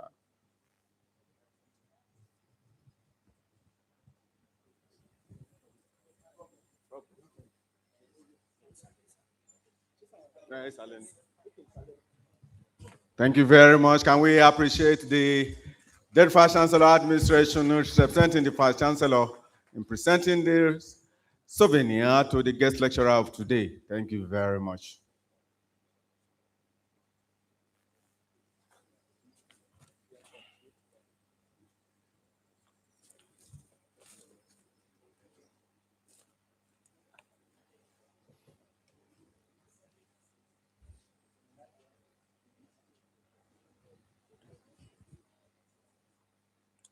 Distinguished ladies and gentlemen, on behalf of the Vice Chancellor, Professor Ayodeji Johnson Agbola, I present this award of recognition to the guest lecturer of today, Dr. Adebola Ismail Akindele, for the very engaging and thought-provoking lecture he has given us today.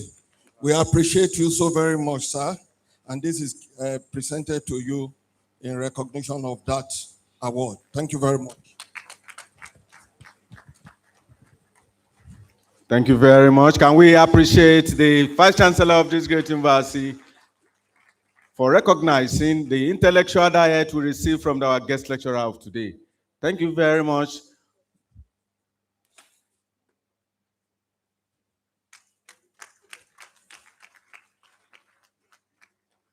Thank you very much, distinguished ladies and gentlemen. Of course, your take-home, for today is idea. As a leader, the leader must be able to initiate, decide, execute, and what?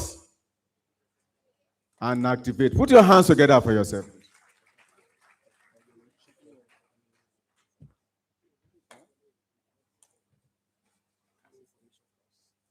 Thank you. Guest lecturer is not yet done with us, but he has information for us. Thank you. So, thank you once again to the whole university, the VC, the DVCs, the department, the faculty, and everyone that has attended today. I hope it hasn't been a boring or wasted, time for you to have come today. Thank you very much, sir. God bless you, sir. Now, you have given me an award, and maybe something to also go with the award. Now, make me remember the award. I'm sure there is a package of dollars, $100 in there. That will allow me to go and have very good lunch in Lagos when I get back.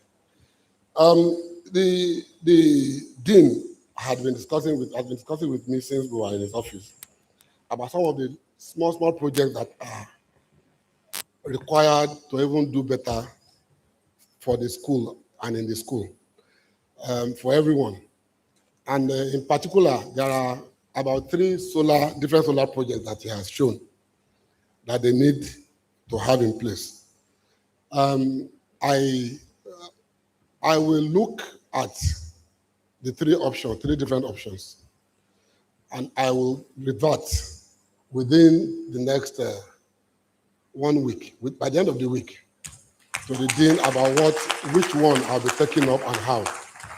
I want to say thank you once again for allowing me to come around and to be part of your wonderful institution. God bless you. Thank you very much. Can you give our guest lecturer another standing ovation in appreciation of what he's giving us in the next 1 month?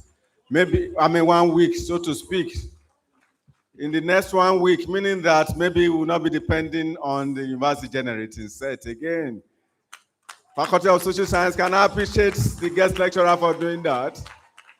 Thank you very much. Maybe a solar farm will come to this university from the guest lecturer. Having done that of the Faculty of Social Sciences, it is doable. The competence is there, the character is there, the capacity is there. Put your hands together once again for this distinguished personality. Thank you very much. Let's be seated as I invite the Director of Research in this great university and the Chairman of Planning Committee of today's program, Professor Richard Aborisade, to please step forward and give the total thanks on behalf of the faculty. Thank you very much, sir. Wow. You all agree with me that it has been a great day, and you have been a wonderful audience. Please, a round of applause for yourself. I want to especially recognize and thank the Vice Chancellor and the members of the management team for granting us this opportunity to have this August event. And in appreciating our guest lecturer, I will start from the fact that this time last month, we never even had the idea of holding this event. And just about 3 weeks ago, we started, and we contacted him within 2 weeks. I mean, a lot of VIPs will not even consent to that. Within 2 weeks, he agreed to be part of us, and here we are today. Not only that, we fixed the program for 10 with the belief that before 11 we'll be here, as usual with VIP people. But he got here before 9 o'clock this morning. He was even here before a lot of us. And finally, to appreciate him, he didn't just come, he came with part of his knowledge. It is not just the one that he shared with us here. He brought a book, free of charge to those of us that will be able to get copies, The Musings of the Muse, and written by him. We are going to share the copies of it later. He came with 2 big parts. I'm not even sure of the numbers that are contained in the parts, but 2 big parts of that out of his own magnanimity. Thank you very much, sir. All right. We will also want to thank the members of the faculty board, Faculty of Social Sciences. You people have been very wonderful. Within this very short time, you were able to support us, especially with your financial resource. we were able to put this together by virtue of what you have contributed. We really appreciate you all. Also to our great students, greatest society. Thank you very much. We saw how you also contributed to this very event, not just with your august presence, but also with your resource. We thank you very much for doing this for the faculty and for the development of the faculty. We all agree that we have had a very pleasant time together this afternoon. I mean, from the very morning, we have been able to take from the practical experience of one of our leading lights in the society. And you students have been very wonderful audience. You came early, you sat, and you didn't disturb the proceeding. Thank you very much for being wonderful audience once again.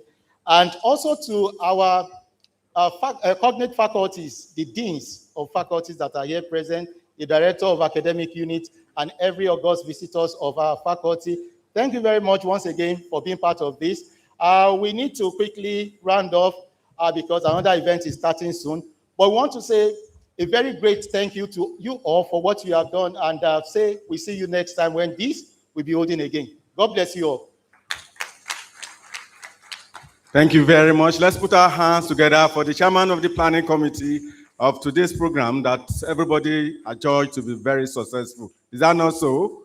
That's the director of research in Olabisi Onabanjo University. Let me quickly recognize a former dean in our midst, former dean faculty of law, Idowu Adegbite Esquire. We recognize you, sir. It's a distinguished scholar from the faculty of law. Distinguished ladies and gentlemen, of course, distinguished ladies and gentlemen, particularly the people on the high table, gentlemen of the press, great Nigerian students, and the greatest Nigerian students, greatest OUite, and the greatest OUite, and the greatest Bobo, and the greatest Bagba, and the greatest Bagba Bobo, Kulu Kulu. On this note, I will employ us all to rise as we recite the national anthem to formally declare the program closed. National anthem, please. Let's be on our feet. Nigeria, we hail thee, our own dear native land. Though tribe and tongue may differ, in brotherhood we stand. Nigerians old and proud to serve our sovereign fatherland. Thank you. On the instruction of the Dean Faculty of Social Sciences, we'll be having a group photograph here, particularly members of the Faculty of and Faculty Board of Social Sciences. Thank you very much. Of course, the deans of various faculties that are here present, professors and other distinguished members of the University Senate. Thank you, and God bless you all.